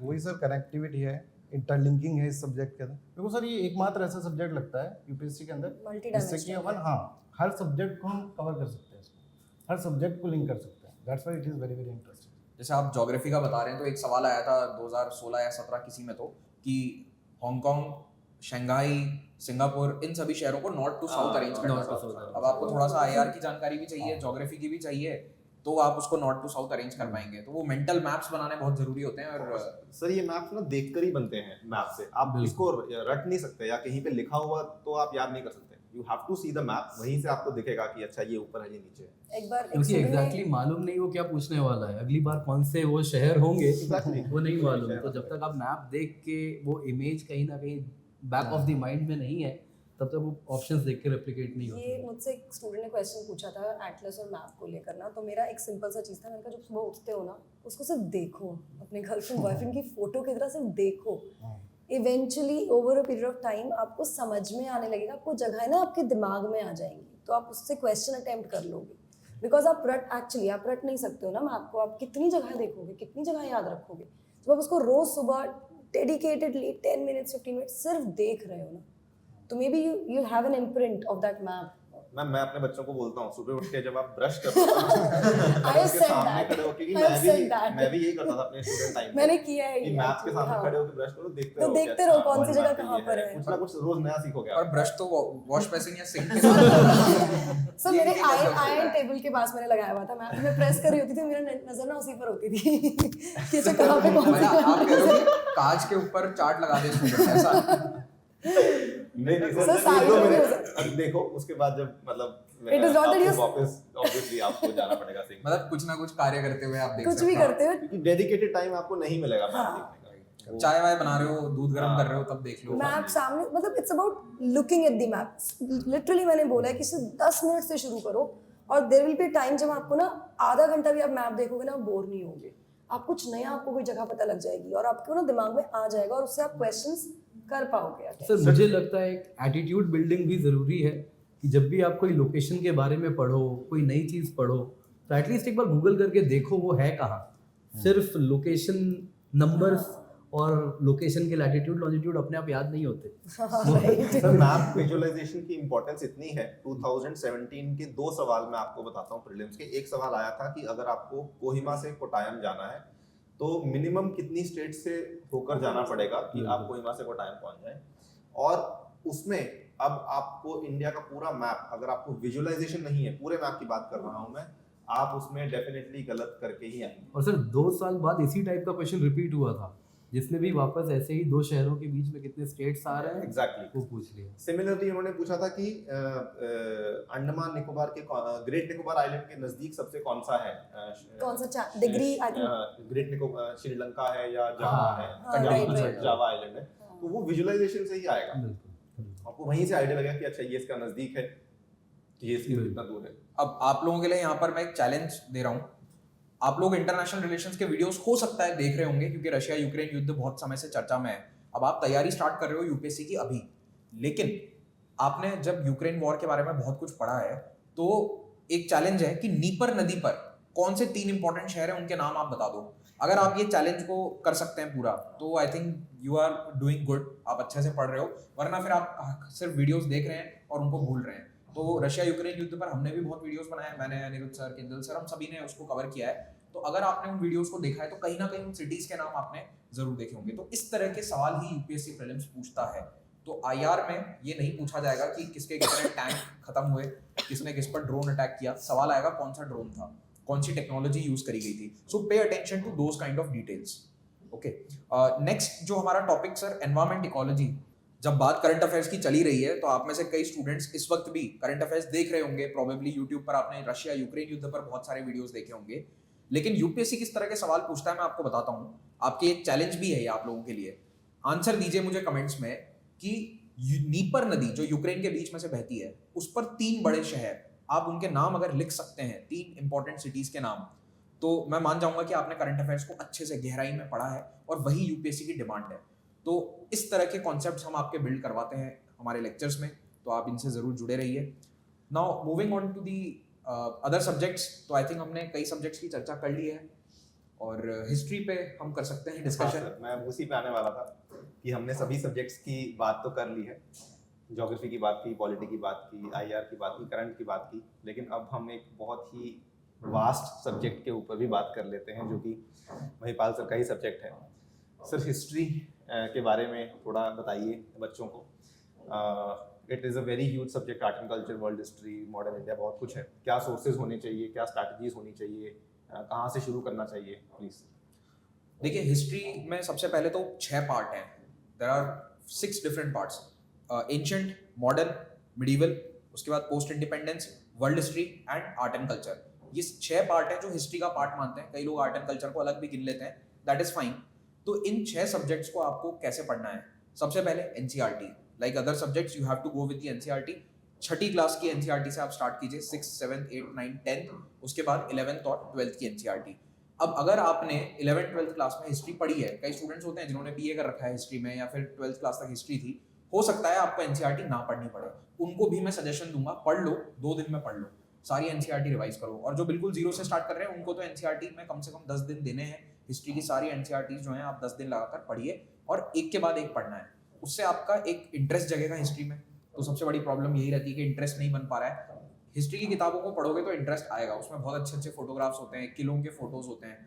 अब मान लो कि उसके बाद भी आपका इंटरेस्ट नहीं आ रहा है, तो मैं आपको सुझाव दूंगा कि आप सीधा टीचर के लेक्चर्स में आ जाइए। अब टीचर की बात कर रहे हैं तो मैं खुद ही हिस्ट्री पढ़ाता हूँ और पाथफाइंडर के कोर्स में मैं हिस्ट्री पढ़ा रहा हूँ। इसमें मैं हमेशा फोटोज को जो भी कॉन्सेप्ट्स होते हैं जिनमें हम पिक्टोरियल रिप्रेजेंटेशन कर सकते हैं या मैप्स दिखा सकते हैं, उनको दिखा के मैं आपको पढ़ाता हूँ। उससे आपका इंटरेस्ट हमेशा बनेगा। एक अच्छा हिस्ट्री टीचर हमेशा आपका इंटरेस्ट बना देगा। तो हिस्ट्री की प्रॉब्लम ये है कि थोड़ा बोरिंग हो जाता है, जस्ट लाइक पॉलिटी। निधि मैम जैसे आप कह रहे थे कि लगता है कभी कभी कि नीरस सा सब्जेक्ट है।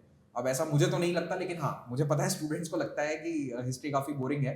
तो देखिए हिस्ट्री बोरिंग तब होता है जब आप किताबों से पढ़ेंगे। एक टीचर या एक गाइड से पढ़ने का या एक मेंटोर से पढ़ने का, नॉट मेंटोर, एक टीचर से पढ़ने का यही फायदा है कि वो आपको एक इमेज बनाकर देंगे, एक दिमाग में आपकी इमेज बनाएंगे कि ये ऐसा था, ये नक्शा यहाँ है, ये यहाँ से वहाँ पहुंचा, आर्यंस यहाँ से यहाँ आते हैं, this area was conquered by this king. तो उससे आपकी मेंटल इमेजेस जो बनेगी वो हमेशा रहेंगी दिमाग में, वो चिपक जाएगा दिमाग में, इट बिकम्स वेरी स्टिकी। और जो चीज़ स्टिकी है उसको आप रिप्रोड्यूस कर सकते हो। अब रिप्रोड्यूस कर पाओगे कब? प्रीलिम्स के अंदर। तो प्रीलिम्स में हिस्ट्री के सवाल जो आते हैं वो काफ़ी हद तक तो फैक्चुअल है। हिस्ट्री की सबसे अच्छी बात ये है कि उसमें बहुत ज़्यादा बदलाव नहीं होते हैं, लेकिन क्वेश्चंस के पैटर्न में जरूर बदलाव आया है, तो उसके अनुसार ही हमें चलना है। तो नंबर 1 एनसीईआरटी आपने पढ़ ली है। नंबर 2 आपको एनसीईआरटी के बाद एक टीचर से क्लासेस करनी है। Before reading the standard books मैं ये सुझाव देता हूँ हमेशा कि टीचर की क्लासेस को पढ़ो और क्लास खत्म होने के बाद उस चैप्टर को आप किताब से पढ़ लो। तो जैसे एंशिएंट हिस्ट्री है, तो एंशिएंट हिस्ट्री में मेरे ख्याल से NCERT is good enough, class notes are good enough. फिर भी बहुत इंटरेस्ट है तो रोमिला थापर, आर एस शर्मा, ये 2 किताबें हैं। R S Sharma is a bit better in my opinion. Romila Thapar optional level की है, इसलिए आपको इतना डिटेल में पढ़ने की आवश्यकता नहीं है। R S Sharma is good enough. Second coming to medieval history, तो मिडिवल हिस्ट्री के अंदर आप पढ़ सकते हैं सतीश चंद्रा की किताब आती है, बहुत ही अच्छी किताब है, उन्होंने ही पुरानी एनसीईआरटी लिखी थी। अब होगा ये कि आपने जब एनसीईआरटी पढ़ रखी है ना, खास करके पुराने वाले के अगर अंश पढ़ रखे हैं, तो आपको लगेगा कि काफी कुछ तो सिमिलर ही है। वो इसीलिए क्योंकि Satish Chandra is the author जिन्होंने 90s में 80s में हमारी एनसीईआरटीज को लिखा था।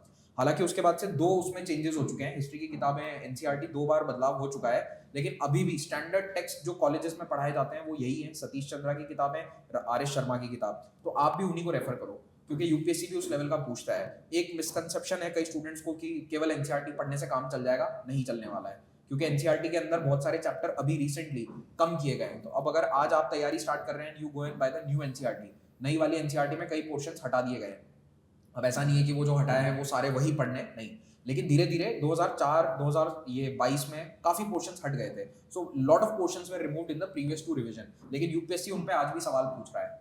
इसीलिए आपको स्टैंडर्ड किताब पढ़नी पड़ेगी या फिर टीचर्स के नोट्स को रेफर करना पड़ेगा, या जो भी आपके पास अन्य नोट्स हैं। तो एंशिएंट और मिडिवल हमने कर लिया, ये 2 किताबें हो गई। देन कमिंग टू मॉडर्न, सबसे मेन पोर्शन मॉडर्न का ही है। अगर हम देखें प्रीलिम्स में तो अब कई बार 20 सवाल तक आए हैं, उनमें से 15 सवाल, 12 सवाल, 14 सवाल मॉडर्न हिस्ट्री से पूछे गए। तो मॉडर्न हिस्ट्री में आपको क्या करना है? मॉडर्न हिस्ट्री में एक तो सीक्वेंस बहुत इंपॉर्टेंट है, क्रोनोलॉजी, चीज़ें कब कैसे हुई, किसके बाद क्या हुआ, इस पर काफ़ी सवाल आते हैं। फैक्ट्स बहुत सारे हैं, एंड इनफैक्ट मुझे भी लगता है कि थोड़ा ज़्यादा फैक्चुअल होता जा रहा है यूपीएससी। कॉन्सेप्चुअल भी पूछ रहा है, फैक्चुअल भी पूछ रहा है, दोनों ही चीज़ें पूछी जा रही है। तो क्या हिस्ट्री में हमें सारे फैक्ट याद करने हैं? हाँ, जो इंपॉर्टेंट है वो याद करने पड़ेंगे। अगेन याद करने का एक तरीका होता है, वो तरीका आपको हम बताते हैं। तो मेरे लेक्चर्स को आप चाहें तो यूट्यूब पे भी फॉलो कर सकते हैं, मुझसे लाइव पढ़ना चाहते हैं तो लाइव भी आकर देखिए, वहाँ पर आपको बहुत सारी नॉलेज मिलेगी कि कैसे उस फैक्ट को याद किया जाए। मॉडर्न में किताब कौन सी रेफर करनी है? तो देखो मॉडर्न में बहुत सारी किताबें हैं। आई वुड इवन टुडे से कि Bipin Chandra is the best one. वैसे तो फ्रॉम प्लासी टू पार्टीशन है, शेखर बंदोपाध्याय की किताब, वो बहुत अच्छी किताब है। अगर आप 2025 या 26 की तैयारी कर रहे हो तो उसे पढ़ लो, 24 की तैयारी कर रहे हो तो उसको मत पढ़ो।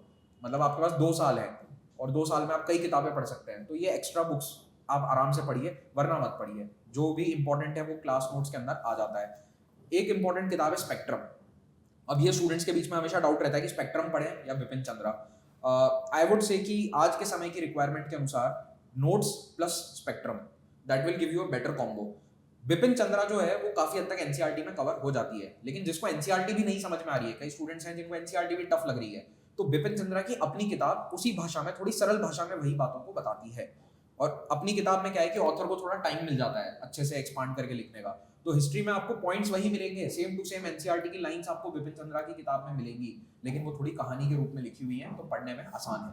ओके, तो बिपिन चंद्रा की मैं बात कर रहा हूँ उस किताब की जो प्री इंडिपेंडेंस तक का इतिहास कवर करती है, 1947 का, इंडिया स्ट्रगल फॉर इंडिपेंडेंस। ठीक है, और जो दूसरी किताब है वो पोस्ट इंडिपेंडेंस के ऊपर है।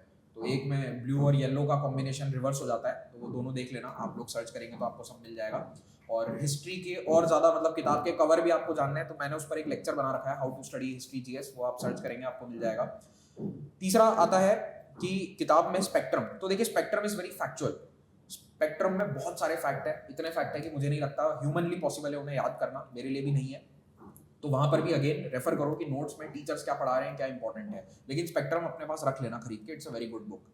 वो रेफरेंस के लिए अच्छी है क्योंकि जो ऑर्गेनाइजेशंस उसमें दिए हुए हैं वो बिपिन चंद्रा में नहीं है, और ऑर्गेनाइजेशंस पे पिछले 5 सालों का ट्रेंड है कि सवाल आ रहा है, every year they are asking at least one question from some random organisation, और वो सारे स्पेक्ट्रम में आपको मिल जाते हैं। तो स्पेक्ट्रम आपने पढ़ लिया, आजादी दिलवा दी भारत को, फिर आ जाओ पोस्ट इंडिपेंडेंस पे। पोस्ट इंडिपेंडेंस के लिए कोई किताब मत खरीदना, ओनली एंड ओनली एनसीईआरटी और नोट्स। तो नोट्स की इंपॉर्टेंस इसलिए मैं बता रहा हूँ क्योंकि पोस्ट इंडिपेंडेंस में कई किताबें हैं मार्केट में और आपको उनमें से कोई भी नहीं पढ़नी है। बहुत ज़्यादा आपको लग रहा है कि मेरे पास समय है, आपको पढ़ना ही है, तो इंडिया आफ्टर गांधी नाम की किताब आती है, तो जो 2026 की तैयारी कर रहा है वो पढ़ ले इंडिया आफ्टर गांधी, क्योंकि इतनी मोटी किताब है। ओके, और मेरा तो एक सिंपल फंडा है कि जो दिमाग के साइज से ज्यादा बड़ी किताब है उसको मत पढ़ो, है ना, वो तो तुम पढ़ नहीं पाओगे। मतलब यूपीएससी सिलेक्शन के बाद पढ़ लेना जब आपके पास बहुत समय है, आप आईएएस अधिकारी बन गए हैं, शाम को आपको फ्री होकर एक किताब चाहिए पढ़ने के लिए, थोड़ा इंटेलेक्चुअल दिखने के लिए, पीछे लाइब्रेरी में अच्छी अच्छी मोटी मोटी किताबें चाहिए ना, वो इंडिया आफ्टर गांधी वो काम करती है। अभी उसको पढ़ने मत बैठना, और वो बहुत इंटरेस्टिंग है, उसको पढ़ने में मजा आएगा, लेकिन वो क्या है आपके लिए काम की नहीं है। मैक्स टू मैक्स उसकी एक समरी है जो आपको इंटरनेट पर मिल जाएगी, मैं लिंक विंक नहीं दे सकता उसका, ढूंढोगे तो ढूंढने पे सब कुछ मिल जाता है। तो एक प्रीवियस ईयर के टॉपर थे, उन्होंने उसकी समरी बनाकर अपलोड कर रखी है, you can get that if you want. Best यही है, नोट्स फॉलो करो, लेक्चर्स फॉलो करो पोस्ट इंडिपेंडेंस के लिए। Moving on to art and culture. Art and culture के अंदर बड़ा सिंपल है, नितिन सिंघानिया जी जो हैं वो प्रीवियसली सिलेक्टेड टॉपर हैं, उनके नोट्स आते थे, वो किताब में कन्वर्ट हो गए, दैट्स अ गुड बुक, लेकिन उसका रिवाइज्ड एडिशन पढ़ना। अभी उसका रिसेंटली नया एडिशन आया है कुछ समय पहले, तो वो नया एडिशन आपको पढ़ना है। And also art and culture में visualisation is very very very important. तो जो भी आप पढ़ रहे हो उसको आप देखते जाइए यूट्यूब पर। आपने पढ़ा कथक डांस, आपने जिंदगी में कथक नहीं देखा, गूगल सर्च कर लो कथक को और फिर उसको वहां से पढ़ो। Same goes with other stuff as well, all the dances, the tribal customs, traditions, festivals, इनको थोड़ा थोड़ा सर्च करो। ऐसा नहीं कह रहा कि पूरे उन पे डॉक्यूमेंट्री देखनी है 1 घंटे की, ये भी स्टूडेंट्स करने लग जाते हैं, मैंने भी किया है अपने समय पर कि 1 घंटे डॉक्यूमेंट्री देखने बैठ गए किसी पर्टिकुलर टॉपिक की, वो अवॉइड करना है। तो इस तरह से आपने ये वाले सब्जेक्ट कवर किए। आर्ट एंड कल्चर के बाद बचा हमारा world history. World history again I don't recommend any book, किताबें आती है, अर्जुन देव की किताब है, again Arjun Dev is the same author जिन्होंने एनसीईआरटी लिखी है, तो आप जो 12th क्लास की एनसीईआरटी पढ़ोगे उसमें ऑटोमेटिकली आपको वो मिल जाएगा जो आपके काम का है। लेकिन अगर आपको एनसीईआरटी नीरस लग रही है, बोरिंग लग रही है, then go and read Arjun Dev. छोटी सी पतली सी किताब है, पर उसके अंदर सारा सब्जेक्ट कवर नहीं है, जैसे फ्रेंच रेवोल्यूशन वगैरह उसमें कवर नहीं है, तो वो आपको वहाँ नहीं मिलेगा। वो कैसे करने हैं, मेरे लेक्चर्स देख लो अगेन, ठीक है। अब आपको लगेगा सर बार बार अपने ही लेक्चर्स का जिक्र कर रहे हैं, तो भाई देखो पढ़ाते हैं तो जिक्र करेंगे ही, है ना, और पढ़ा भी रखा है। और ऐसा नहीं है कि आपको मैं ये कह रहा हूँ कि लाइव ही देखना है, अगर आप लाइव देख सकते हो। वैसे हमारा जो कोर्स है it is very low cost, Bharat में सबसे लोएस्ट कोर्स, अभी जो लोएस्ट प्राइस में आपको यूपीएससी का कोर्स मिलता है वो हमारा पाथफाइंडर कोर्स है। उसमें हम अगेन अगर नया बैच आप ज्वाइन नहीं कर पाए तो कुछ समय बाद एक और बैच लेकर आने वाले हैं, उसको ज्वाइन कर लेना। तो फायदा आपको ये मिलेगा कि ये इतना हेडेक जो भी आपको सुनने में लग रहा है ना कि ये इसको यहाँ से पढ़ना यहाँ से पढ़ना, ये ऑटोमेटिकली आपका हो जाएगा। जब मैं लेक्चर लूंगा या जैसे अनिरुद्ध सर या निधि मैम जब लेक्चर लेते हैं तो वो ऑलरेडी जो चीजें इन्होंने बताई है वो उस लेक्चर के अंदर कवर हो रही है। तो ये फायदा होता है क्लासेस अटेंड करने का। तो कर सकते हो तो आप बिल्कुल, मेरे ख्याल से आपको करनी चाहिए क्लासेस। रीजन बीइंग बहुत ही कम प्राइस में हम ये कोर्स को लेकर आए हैं। तो आर्ट एंड कल्चर हो गया। Then we have last one world history. World history के लिए also you have to rely on lectures, क्योंकि गिनती के 12-13 टॉपिक हैं, उन्हीं को अच्छे से करना है। वर्ल्ड हिस्ट्री के अंदर don't go very deep, normal लो पढ़ने मत बैठना।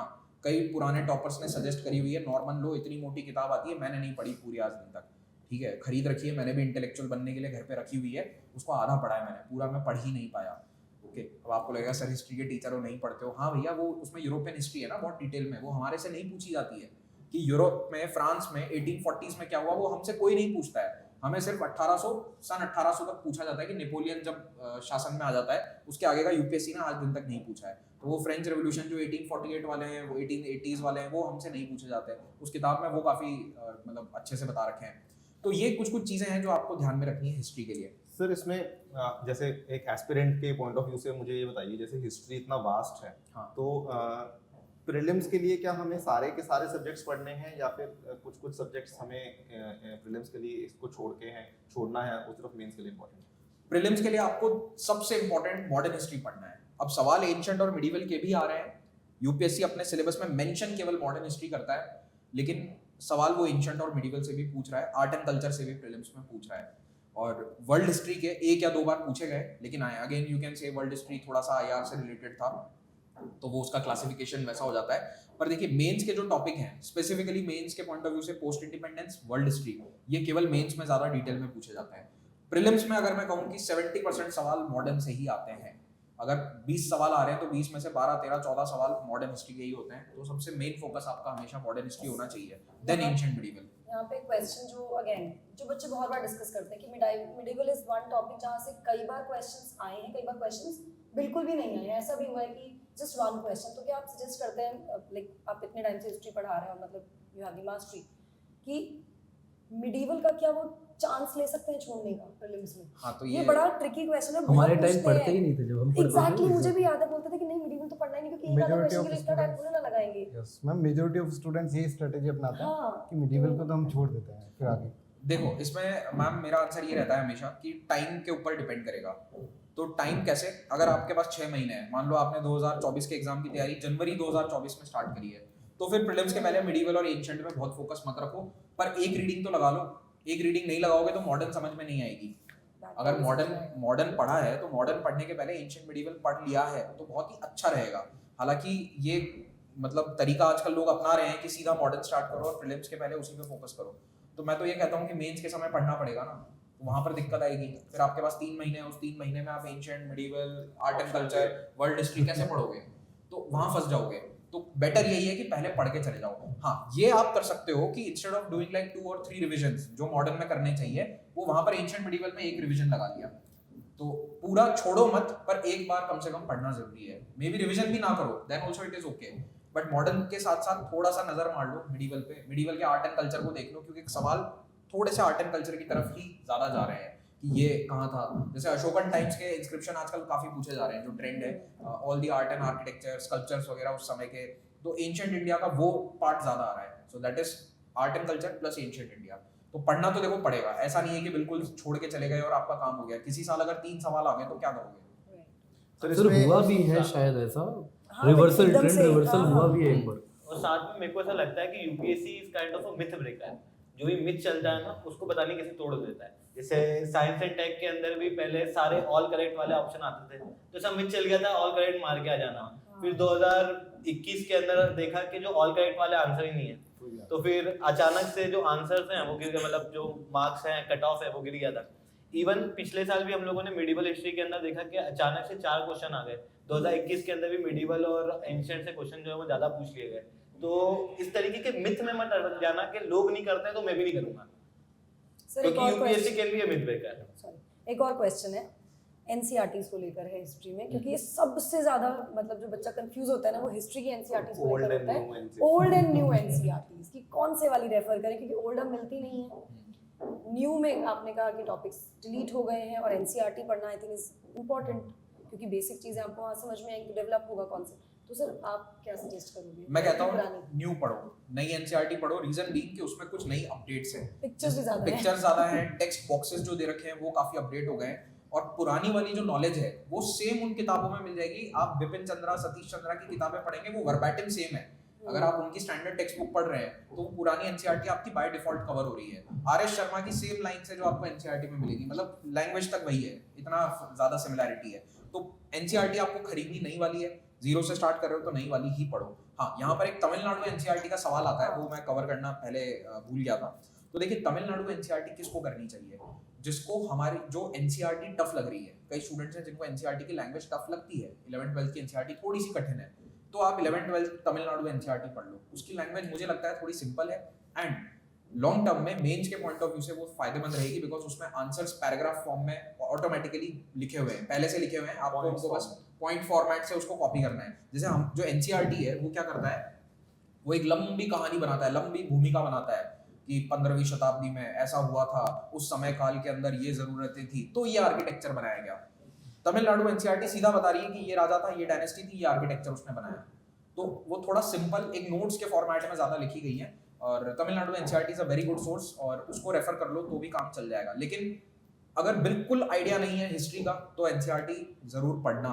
तमिलनाडु की स्टेट बुक्स आपको तब पढ़नी चाहिए मे बी जब आप एक बार एनसीईआरटी की रीडिंग लगा चुके हैं, क्लास नोट्स देख पढ़ चुके हैं, अपने बना चुके हैं नोट्स, टीचर से हिस्ट्री पढ़ चुके हैं, उसके बाद अगर आप तमिलनाडु एनसीईआरटी मेंस के पॉइंट ऑफ व्यू से करेंगे तो ज़्यादा बेहतर रहेगा।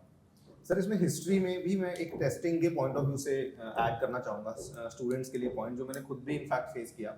जैसे सर ने भी कहा कि बिपिन चंद्रा की जो मेन किताब है मॉडर्न हिस्ट्री में इंडिया स्ट्रगल फॉर इंडिपेंडेंस, वो पढ़नी काफ़ी इंपॉर्टेंट है टू अंडरस्टैंड कि पूरा बैकग्राउंड क्या है, स्टोरी क्या है। लेकिन आपकी रिवीजन पॉइंट ऑफ व्यू से और आपकी टेस्टिंग पॉइंट ऑफ व्यू से मैं सजेस्ट हमेशा स्पेक्ट्रम ही करता हूँ लास्ट में, क्योंकि बिपिन चंद्रा की किताब को आप रिवाइज नहीं कर पाओगे। हाँ, रिवाइज आप केवल स्पेक्ट्रम को ही कर पाओगे, और एमसीक्यूज लगाने में स्पेक्ट्रम हेल्प करती है, आपको डायरेक्टली फैक्ट मिल जाता है कि अच्छा यहाँ पर ये था, मेरी गलती ये थी और मैंने इसको करेक्ट कर लिया। बिल्कुल सर, आप सही कह रहे हैं। बस स्पेक्ट्रम में एक ही प्रॉब्लम है, जो पहली बार पढ़ना स्टार्ट कर रहा है ना हिस्ट्री, उसके लिए स्पेक्ट्रम उसके बहुत लिए कठिन है। बिल्कुल हाँ, तो समझने के लिए स्पेक्ट्रम मत पढ़ो। आपने अगर कॉलेज में 12th क्लास में हिस्ट्री पढ़ रखी है तो मे be you can directly start with spectrum, लेकिन अगर हिस्ट्री का एबीसीडी भी नहीं पता तो पहले lectures, classes, NCERT and then move on to spectrum. देखो सवाल तो स्पेक्ट्रम से ही आते हैं, बिल्कुल। ये बात बिल्कुल सही है सर जैसा कह रहे हैं। और बिपिन चंद्रा से आप नोट्स नहीं बना सकते, रिवीजन आपको नोट्स बनाकर रिवीजन करना होगा, उस किताब से आप रिवीजन नहीं कर पाओगे क्योंकि वो कहानी की तरह लिखी हुई है, काफ़ी अच्छी सिंपल भाषा की कहानी है। तो ये थोड़ा सा आपको मेहनत करना पड़ेगा, हिस्ट्री आपसे कुछ मेहनत डिमांड करता है, तो ये मेहनत करो, 2 किताबें हैं, पढ़नी पड़ेंगी। ओके सर, एक जनरल क्वेश्चन टू एवरीबडी, हमने एनसीईआरटीज़ की रेलेवेंस की बात की है, अब एक और कंफ्यूजन है एनसीईआरटीज़ को लेकर, कितनी रीडिंग्स देनी है। जैसे आपने कुछ मेंशन किया था सर कि मैं तो किताब को रंगी करता रहा हर बार पढ़ने में, तो what should be the right strategy to start with NCERT if you are a beginner and आप बिल्कुल आपने सोचा है कि आपको प्रिपरेशन स्टार्ट करनी है, और हमने सबने एक इम्पोर्टेंस बताई है कि NCERT should be your basic understanding books. Ma'am NCERT में मैं इसमें ऐड करना चाहूँगा, इसमें मैंने अपनी स्ट्रैटेजी को काफ़ी रिफाइन खुद भी किया और बच्चों को भी काफ़ी हेल्प किया है इन द पास्ट। सो होता क्या है ना, एनसीईआरटी को अगर आप देखेंगे तो एनसीईआरटी के टॉपिक्स रिपीट होते हैं। जैसे अगर कोई 7th क्लास की एनसीईआरटी है तो वो टॉपिक आपको फिर 9th क्लास में देखने को मिलेगा, और फिर वैसा ही टॉपिक आपको 11th क्लास में देखने को मिलेगा। इवॉल्व टाइप हो रहा होता है वो, बिल्कुल। बहुत ज़्यादा टेक्निकल थोड़ा होता जाता डेप्थ में चले हाँ, जाते हैं depth में बस। चला जाता है। और सिमिलर जैसे 8th क्लास की एनसीईआरटी के टॉपिक आपको 10th क्लास में मिलेंगे, और 10th क्लास के टॉपिक फिर आपको 12th में फिर से मिलेंगे, और ये स्टैंडर्ड पैटर्न है across various NCERTs, various subjects. तो मैं ये सजेस्ट करता हूँ बच्चों को हमेशा ही कि पहले आप एक रीडिंग सीक्वेंशियली करो, 6, 7, 8, 9, 10, 11, 12 की पूरी सीक्वेंशियल रीडिंग करो। सेकेंड रीडिंग जब आप करो तो यू शुड आपको टॉपिक वाइज चलना चाहिए कि जो टॉपिक आप पहले 7th क्लास की एनसीईआरटी में है वो कर लो, फिर वही टॉपिक 9th क्लास की एनसीईआरटी के साथ में पढ़ लो, फिर वही टॉपिक 11th क्लास की एनसीईआरटी में भी साथ में पढ़ लो, तो आपको फिर उस टॉपिक के बारे में पूरी जानकारी मिल जाएगी। सेम फिर आपने चैप्टर 2 क्लास 7th का उठा लिया, चैप्टर 2 क्लास 9th का उठा लिया, चैप्टर 2 क्लास 11th का उठा लिया। ये भी एक पढ़ने का तरीका है जिससे कि ये सेकंड रीडिंग आपकी हो जाएगी और आपके ऑब्वियसली कॉन्सेप्ट्स काफी ज्यादा इजी हो जाएंगे। पर ये फर्स्ट बार में नहीं हो सकता, फर्स्ट बार second ये फर्स्ट बार में नहीं हो पाएगा। एंड आई थिंक थोड़ा सब्जेक्ट वाइज भी इसको हमको फर्दर फाइन ट्यून करना पड़ सकता है। तो हिस्ट्री में क्योंकि जैसे हाँ, आप बताइए सर। जैसे सर ज्योग्राफी में मुझे लगता है कि जैसा सर ने बताया क्लास 6 to 12 आप पढ़िए ही पढ़िए, क्योंकि वो कंसेप्ट बिल्ड करता है जो कि बहुत ज़रूरी है। लेकिन फिर जब आप क्लास 11th में गए तो आप जियोमॉर्फोलॉजी पढ़ रहे हैं, तो वो जो डेप्थ में गया है वो डेप्थ आपको और कहीं नहीं मिलेगा। तो वो सर ने जैसा बताया बहुत इंपॉर्टेंट है और बहुत ज़रूरी भी है कि ये अप्रोच रखें, पहले बेसिक कहानी बिल्ड करें और फिर उसको डेप्थ में जाएं। This should be the approach. History NCERT में मैं ये कहता हूँ कि 6 to 10th वाली वापस कभी पढ़ने की जरूरत नहीं है। आप 11th 12th वाली एनसीईआरटी को एक रीडिंग और लगा सकते हैं जिससे आपका रिवीजन हो जाएगा। और जैसा कि अनिरुद्ध सर ने कहा कि वो कॉन्सेप्ट वहाँ पे भी 11th 12th के अंदर भी रिपीट होता है। जो चीज़ें आपने पढ़ लिया, अगर आपने गुप्ता एम्पायर के बारे में पहले पढ़ा है तो वो वापस 11th 12th में भी आता है। तो रिवीजन के लिए 11th 12th वाली एनसीईआरटी को एक बार और पढ़ा जा सकता है, वो भी रिवीजन के तौर पर। अगर आप स्टैंडर्ड किताबें पढ़ रहे हैं then you don't need to read the history NCERT back to back, like from front to back, पूरी तरह से आपको नहीं पढ़नी है, ऐसा मेरा हिस्ट्री में सुझाव रहता है। सर मैं पॉलिटी की अगर बात करूँ, because put this question there, एक रीडिंग तो ऑफ कोर्स 6 to 10th एक रीडिंग देनी, 11th 12th क्योंकि 4 किताबें हैं, 2 किताबें हैं, उसमें IR भी आ जाता है, उसमें एक जनरल जेनरिक पॉलिटिकल साइंस भी आ जाता है, तो एक रीडिंग 6 to 10th आपको देनी ही देनी। 11th 12th आपको डिस्क्रिप्शन से पढ़नी है, अगेन आपको पॉलिटी पर्सपेक्टिव से पढ़नी है, आपको पॉलिटिकल साइंस पढ़ना है, आपको IR पढ़ना है, वो समझ के पढ़ना है। सेकेंड रीडिंग की अगर मैं बात करूँ तो अगेन 6 to 8 अगर आपने एक बार पढ़ लिए तो आपको दूसरी रीडिंग देने की ज़रूरत नहीं है, क्योंकि आपने वो कॉन्सेप्ट समझ लिए हैं, क्योंकि 9th 10th में आके वो थोड़ा और इलेबोरेट हो जाएगा। 9th specifically 9th and 11th की जो कॉन्स्टिट्यूशन एट वर्क, वो 2 किताबें बहुत इंपॉर्टेंट हैं जिनको आप 2 बार पढ़ सकते हो। ये तो हुआ ये वाला सेक्शन कि कितना पढ़ना है। सर एक और इसी से रिलेटेड क्वेश्चन जो मैं बहुत बार पूछा जाता है, इतना कुछ है करने के लिए कि यूपीएससी एस्पिरेंट के लिए प्रीलिम्स पर्सपेक्टिव से और मेंस पर्सपेक्टिव से। अगर प्रीलिम्स की मैं बात करूँ तो नोट मेकिंग को लेके जो अलग अलग टॉपर्स हैं, अलग अलग एक्सपर्ट्स हैं, they have always said this कि नोट मेकिंग इज एसेंशियल, मतलब बहुत इंपॉर्टेंट है, एसेंशियल है, करना ही पड़ेगा। एनसीईआरटी नोट मेकिंग कितना इंपॉर्टेंट है, क्योंकि आप स्टैंडर्ड किताबें पढ़ोगे। मैम ज्योग्राफी में तो काफी इंपॉर्टेंट है, बिकॉज ज्योग्राफी का तो सोर्स ही सोर्स ही एनसीईआरटी एनसीईआरटी। हाँ सर, बाकी सब्जेक्ट्स के लिए मैं सर कमेंट नहीं हिस्ट्री के कर लिए I don't think notes are required for for history. NCERT right. NCERT notes मत बनाओ, सिर्फ एनसीईआरटी को पढ़ो एक बार, एक रीडिंग लगाओ, मैक्सिमम अंडरलाइन कर लो, हाईलाइट कर लो, बस ये काफी है। ज्योग्राफी में भी 11th और 12th मतलब 11th higher क्लास के classes। एनसीईआरटी के हाँ उनके नोट्स बनाने इंपॉर्टेंट है, सभी के नोट्स बनाने उतने इंपॉर्टेंट नहीं, मतलब उतनी आवश्यकता नहीं। तो बेसिकली अनिल एनसीईआरटी सर शायद आप इससे एग्री करेंगे या नहीं, मुझे लगता है सर कहीं ना कहीं जो हम क्लास नोट्स देते हैं उसके बाद आपको फिर एनसीईआरटी पढ़ के नोट्स बनाने की जरूरत ये नहीं भी है, ये भी वैसे तो सही बात है, क्योंकि हमने अगर- काफी नोट्स को रिफाइन किया हुआ है। क्लास नोट्स में हम ऑलरेडी इसी प्रकार से बनाते हैं कि एनसीईआरटी पूरे तरीके से कवर होता है वो, एंड बहुत होलिस्टिक तरीके से डायग्राम्स वगैरह अनिरुद्ध सर के नोट्स में भी आपको मिल जाएंगे, कभी कोई इशू हमारे नोट्स में रहता नहीं है। सो हमारे नोट्स पर रिलाई किया जा सकता है, बिल्कुल, क्योंकि पॉलिटी में बिल्कुल, same I do the same polity में भी कि ऑल्सो वन मोर क्वेश्चन, मतलब अधिकतर हम लोग कहीं पे भी स्ट्रेटेजी देखते हैं या फिर किसी भी चीज से पढ़ते हैं या फिर शुरुआत में कोई बच्चा शुरू करता है तो हर एक टीचर या हर कोई बताता है क्या पढ़ना है, किस तरीके से पढ़ना है, ये पढ़ लो वो पढ़ लो, पर अधिकतर एक बहुत इंपॉर्टेंट चीज जिसके ऊपर जोर नहीं दिया जाता है वो है टेस्ट सीरीज, जो हम लोगों को बताती है कि हमने जो पढ़ा है उसको यूज कैसे करना है। तो मैं आप लोगों से सवाल पूछना चाहता हूँ कि टेस्ट सीरीज का क्या इंपॉर्टेंस है, कितने टेस्ट लगाने चाहिए और इन टेस्ट से कैसे हम लोग और अपने कंटेंट को इनरिच कर सकते हैं एज ए एस्पिरेंट। मुझे लगता है जहाँ तक बात है टेस्ट सीरीज की, इसको हम 2 फेज में इसका फ़ायदा हमें उठाना चाहिए। पहला होता है जब हम कोई सब्जेक्ट पढ़ रहे हैं तो वो सब्जेक्ट में जब हमने जिस चैप्टर को पढ़ा उस चैप्टर रिलेटेड अगर हमें टेस्ट सीरीज मिल रही तो पहले उसको करें। तो ये होता है पहले 8 महीना 9 महीना किसी भी प्रिपरेशन के जर्नी में। फिर आता है लास्ट का कुछ महीना जिसमें आपका पूरा प्रिपरेशन हो चुका है, सिलेबस कंप्लीट है, तो उस दौरान मुझे लगता है कि आप फुल लेंथ टेस्ट सीरीज की तरफ मूव करें एंड इंश्योर करवाएं उसमें सब्जेक्ट्स के साथ साथ करंट अफेयर्स भी कवर्ड हो, जो आपको बहुत सही जगह पे एक अच्छे से पोजीशन करके खड़ा कर सके। एंड मुझे लगता है कि टुवर्ड्स द एंड, जैसे अभी हो सकता है जो विद्यार्थी हमारे देख रहे होंगे अभी प्रीलिम्स भी देने वाले हैं, तो उनको बहुत ज़रूरी है टुवर्ड्स द एंड जो टेस्ट सीरीज वो दे रहे हैं अपना सर्काडियन रिदम जो बॉडी क्लॉक है वो एक्चुअल एग्जाम के साथ अरेंज कर ले, इसी टाइम पे 9:30 से 11:30 दें टेस्ट, अगला भी 2:30 से 4:30 दें। और हम भी ध्यान रखते हैं इस प्रकार से जितने भी हमारे टेस्ट होते हैं। एक टेस्ट सीरीज को लेकर स्टूडेंट्स का एक मैं सुझाव देना चाहूँगा उनको कि स्टूडेंट ये सोचता है कि पहले एक बार पूरा कोर्स कंप्लीट कर लेता है अपन, then we should try for the test series. मतलब ये अप्रोच मुझे लगता है कि ना पूरा कोर्स कभी कंप्लीट होना है ना फिर आप टेस्ट सीरीज दे पाएंगे। एक तरह से क्या होता है कि हम अपने आप को बेवकूफ़ बना रहे होते हैं कि हम टेस्ट सीरीज नहीं देना चाहते, इसलिए हम ये अप्रोच अपना रहे हैं। तो स्टूडेंट्स के अंदर एक तरह से टेस्ट सीरीज को लेकर ऐसा होता है कि हमको नहीं देना, इसलिए वो बहाने बनाने भी लगे होते हैं। तो उसको अवॉइड करके जितनी ज़्यादा टेस्ट सीरीज आप सॉल्व कर सकते हैं, because it is all about the कितना आपने टेस्ट करा है। क्योंकि युद्ध में जाने से पहले, क्योंकि युद्ध में तो अगर तलवार लगती है तो मृत्यु होगी, पर अगर उससे पहले अगर हम प्रैक्टिस करेंगे, पसीना बहाएंगे, तो इट्स बेटर कि पसीना ज़्यादा बहाएं उनकी कंपेयर। यहाँ पे जो देवराज सर कह रहे हैं कि मैक्सिमम टेस्ट देने चाहिए, लेकिन उसमें भी अगर एक नंबर की हम बात करें कि कितना मैक्सिमम टेस्ट दें, तो आप लोग 50 से ज़्यादा मत दो। मॉक टेस्ट जो आप दे रहे हैं sectional plus full length, don't give more than 50 mock test. उसका एक रीज़न है, यूपीएससी ऐसा एग्जाम नहीं है जिसमें आप 100, 150, 200, 300 मॉक टेस्ट सॉल्व कर लोगे तो आपका सिलेक्शन हो जाएगा। ये नहीं होता है। This works for one day examinations, जैसे कि एसएससी हो गया, आईबीपीएस है, इन एग्जाम्स में स्ट्रैटेजी वर्क करती है। लेकिन ये स्ट्रैटेजी यूपीएससी में काम नहीं करती। यहाँ पर आपकी नॉलेज जो है वो डीप नॉलेज होनी जरूरी है। तो वो डीप नॉलेज आपको तभी मिलेगी जब आपने सिलेबस को कवरेज करने में, पढ़ने में ज्यादा ध्यान दिया है। तो मैक्सिमम आप दीजिए 50 टेस्ट, वो भी मैं थोड़ा हायर साइड पे बोल रहा हूँ। Even if you give like 30 और 40 test, that is good enough. और इसीलिए जो हमारी टेस्ट सीरीज रहेगी पाथफाइंडर कोर्स के साथ, जो आपको टेस्ट सीरीज फ्री में मिल रही है, वो टेस्ट सीरीज हमने ऐसे ही बनाई है कि उसमें हमने आपसे पूछे हैं 30 sectional test, 10 full length test हैं, 40 प्रीलिम्स के, और मेंस के हमने उसमें 10 टेस्ट ऐड कर दिए हैं।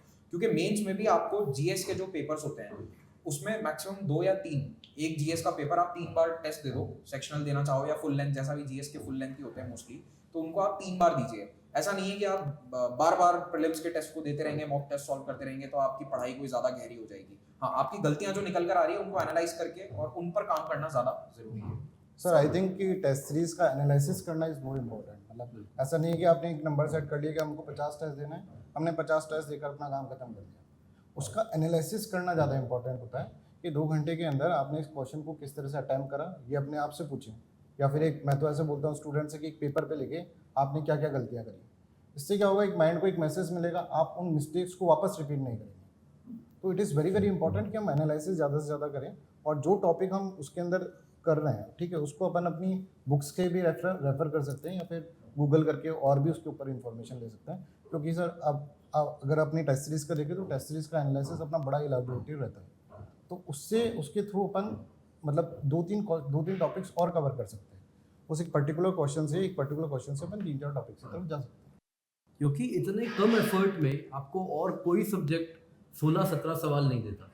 बहुत कम एफर्ट से, मुझे लगता है शायद क्वालिटी की तुलना में 1/3 होगा, हिस्ट्री की तुलना में शायद 1/4 या 1/5 हिस्सा। आप एनवायरनमेंट टीचर है इसलिए आप ऐसा कह रहे हैं, हमसे पूछिए। पॉइंट है क्योंकि सिलेबस का जो विड्थ है बहुत कम है, बहुत छोटा करके रखा है। जहाँ तक दिक्कत आती है कि बुक्स की कमी है, तो एक बुक ही है, सब वही पढ़ते हैं। शंकर आईएएस बुक आती है, स्टैंडर्ड बुक है, पर उससे अब सवाल नहीं आ रहे हैं, सिर्फ उतने पढ़ने से भी काम नहीं हो रहा है। तो यहाँ पे स्टैटिक एंड करंट दोनों को बहुत अच्छे तरीके से मिक्स करना है। एंड अगेन मुझे लगता है कि शायद हम जो एनवायरनमेंट पढ़ रहे हैं बहुत कम टाइम में अगर करंट को अच्छे से पढ़ लें और स्टैटिक के भी सही टॉपिक्स पढ़ें, जैसे यूपीएससी स्टैटिक के भी सवाल पूछती है। जब वो पूछती है फिल्टर फीडर क्या है, तो पूछा उसने पिछले साल ही पूछा है। तो इस प्रकार के सवाल आते रहेंगे और करंट भी मिक्स होगा, दोनों को मिक्स करके सवाल बनेगा, तो बहुत अच्छे से इसको हम कवर कर सकते हैं सर। एंड मुझे लगता है जो रिटर्न इन इन्वेस्टमेंट हर जगह आजकल हम टर्म यूज़ करते हैं, एनवायरनमेंट से बेहतर और कुछ नहीं है। एंड आप सोचेंगे कि मैं एनवायरनमेंट पढ़ाता हूँ इसीलिए ऐसा कह रहा हूँ, ऐसा नहीं है। मैं ज्योग्राफी भी पढ़ाता हूँ, बाकी सब्जेक्ट भी पढ़ाता हूँ, लेकिन एनवायरनमेंट से ज़्यादा रिटर्न्स मुझे एज अ स्टूडेंट भी किसी और सब्जेक्ट में नहीं मिला। सर, तो एनवायरनमेंट में आपने बताया एक तो किताब पढ़नी है, Shankar IAS book is good enough, लेकिन करंट अफेयर्स के लिए कवर कहाँ से करें? सर करंट अफेयर्स के लिए न्यूज़ आर्टिकल्स आते हैं, वो इम्पोर्टेंट हो जाता है। साथ साथ जो सरकार के स्कीम चल रहे हैं एनवायरनमेंट रिलेटेड, तो जैसे अरावली के आसपास नया एफॉरेस्टेशन प्रोग्राम चल रहा है, तो वो सब भी इम्पोर्टेंट हो जाते हैं। लेकिन ज़रूरी स्टूडेंट के लिए काफ़ी बहुत बड़ा हो जाता है, क्योंकि कहाँ कहाँ से वो पढ़ेंगे। टॉपिक लिमिटेड है लेकिन छितराया हुआ है, सब कुछ स्कैटर्ड है, तो उसे हमें कंडेंस करना है। तो वहाँ पे सर हमारा टीचर का काम होता है, जहाँ पे हम स्टैटिक टॉपिक भी, शंकर में भी बहुत सारे टॉपिक्स दिए हुए हैं, तो उसको भी हम कंसाइज करें, क्रिस्प करें। तो नोट्स हम इस प्रकार से बनाते हैं, क्लास में भी वैसे ही पढ़ाएंगे कि जो समराइज तरीके से स्टैटिक भी मिले और करंट भी। जो स्टूडेंट अकेले थोड़ा हिंदू में कुछ मिल रहा है, कुछ इंडियन एक्सप्रेस में मिल रहा है, कुछ उसे डाउन टू अर्थ में मिल रहा है, वो सारा काम हम उसे करके दें, जहाँ पे हम कंपाइल करके एक साथ उसे देंगे। तो उस तरह के कंपाइलेशंस अगेन देवराज सर के लेक्चर्स में भी आपको मिल जाएंगे, जो पाथफाइंडर चैनल पर हैं, और प्रीवियस ईयर के अनिरुद्ध सर के कंपाइलेशन में आपको मिल जाएगा। किंजल सर ने भी उसको लेकर क्लासेस ली हुई हैं। सर आपने लास्ट ईयर प्रीलिम्स के पहले जो क्लासेस ली थी कंपाइलेशन वाले, वो फिर से इस तरह के वीडियोस हम और बनाएंगे, उनको आप देखते रहिए। Compilation videos are your go to for environment ecology. Devraj sir, आप एथिक्स पढ़ाते हैं हमारे कोर्स में, और एथिक्स आपने पहले भी काफ़ी पढ़ाया है। सर, एथिक्स के बारे में ब्रीफली बता दीजिए कि ये जो सब्जेक्ट है ये कहाँ से पढ़ना चाहिए और कितनी इसकी इम्पोर्टेंस है? सर देखिए, एथिक्स के बारे में अगर हम बात करें तो एथिक्स जो है वो 2013 से पहले तो था नहीं, बट इसका एक रिक्वायरमेंट फील हुआ यूपीएससी को कि हमको एथिक्स को डालना चाहिए अपने पेपर के अंदर, क्योंकि वैल्यू सिस्टम जो मिल रहा है कि आपने पॉलिटी पढ़ ली, ज्योग्राफी पढ़ ली, इंटरनेशनल रिलेशन पढ़ लिया, पर वैल्यू सिस्टम कहाँ से लाएं? तो एक बेसिक आइडिया कि एक सिविल सर्वेंट के अंदर क्या वैल्यू सिस्टम होना चाहिए, किस तरह से उसको जो सिचुएशंस आ जाए उसको हैंडल करना चाहिए, इन सब के लिए एक सब्जेक्ट बनाया गया है। तो सर इस सब्जेक्ट को पढ़ने का तरीका भी अपना इसी तरह से होना चाहिए, हमको एक बहुत प्रैक्टिकल अप्रोच लगानी चाहिए इस सब्जेक्ट के अंदर। इस सब्जेक्ट के बारे में बात करें तो उस सब्जेक्ट को जब हम पढ़ाते हैं तो उसको 3 पार्ट्स के अंदर अपन डिवाइड कर सकते हैं। अगर हम वैसे कहें तो 2 पार्ट के अंदर, एक तो थ्योरेटिकल और एक केस स्टडीज। थ्योरेटिकल को हम 3 पार्ट्स में डिवाइड कर सकते हैं। एक होगा साइकोलॉजी का पोर्शन। साइकोलॉजी का मतलब जैसे सर इथिक्स के बारे में, मोरल्स के बारे में बात करना, एप्टीट्यूड के बारे में, एटीट्यूड के बारे में, परसुएशन, सोशल इन्फ्लुएंस, ये सारे टॉपिक जो होते हैं साइकोलॉजी के टॉपिक होते हैं। एक जो सबसे इंपॉर्टेंट है that is philosophical dimension. Philosophy के अंदर हमको बहुत सारे फिलोसफर्स पढ़ने होते हैं।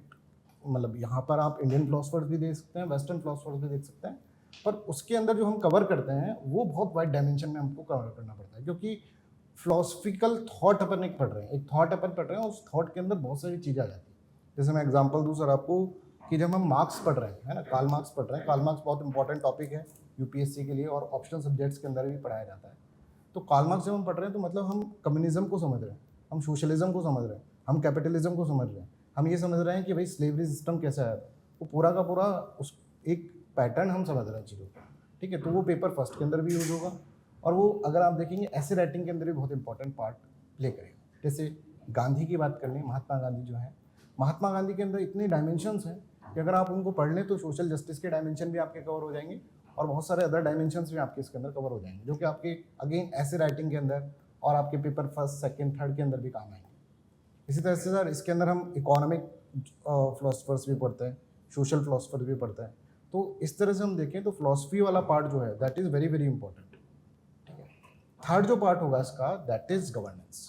गवर्नेंस के अंदर पेपर सेकंड का टॉपिक, जैसे डायरेक्ट टॉपिक है right to information. Right to information ma'am अब पॉलिटी के अंदर भी है और इथिक्स के अंदर भी right to information, citizen charter, इस तरह के टॉपिक्स हैं जो कि पॉलिटी के पेपर से डायरेक्टली लिंक कर जाते हैं, पर उसको एथिकली कैसे हम पढ़ें वो हमको उसके अंदर देखना होता है।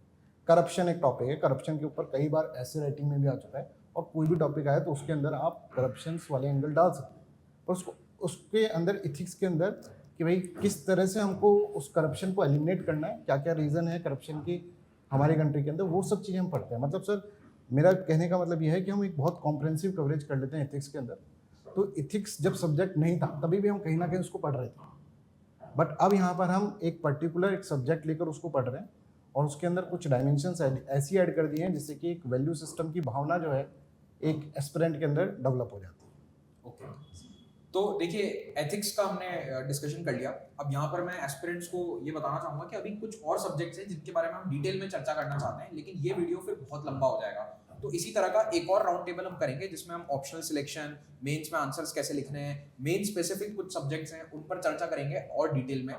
अभी फिलहाल के लिए मैं आपको प्रीलिम्स पे लाना चाह रहा हूँ क्योंकि ज़्यादातर एस्पिरेंट्स का पहला टारगेट प्रीलिम्स ही रहता है, ज़्यादातर क्या सभी का रहता है कि प्रीलिम्स क्लियर करना है। तो सर आप लोग इतने सालों से पढ़ा रहे हैं, आप लोगों के मेजर ऑब्जर्वेशंस क्या हैं कि प्रीलिम्स में स्टूडेंट्स को क्या गलतियां करनी चाहिए, क्या नहीं करनी चाहिए? अगर आप सभी अपने कुछ इनपुट्स देंगे तो बहुत फायदेमंद रहेगा। सर प्रीलिम्स में मुझे लगता है कि टेस्ट सीरीज जैसा हम कह रहे हैं ओवरडू कर देते हैं, जिसमें जैसा आपने बताया 60-70 टेस्ट सीरीज दे रहे हैं, तो वो कभी ना करें। टेस्ट सीरीज उतना ही दे जितना आप एनालाइज कर पा रहे हैं। अगर 2 घंटे का टेस्ट सीरीज है तो 5 घंटे में एनालिसिस होनी चाहिए उसकी, यानी आपका दिन का 7 घंटा लेता है एक टेस्ट सीरीज, तब जाके आप सार्थक तरीके से वो टेस्ट सीरीज कहीं ना कहीं दे रहे हैं। दूसरा सर मुझे लगता है टेस्ट सीरीज में प्रीलिम्स में ही कहीं ना कहीं जो वेटेज का डिस्ट्रीब्यूशन है प्रिपरेशन में वो हमारा मिस हो जाता है।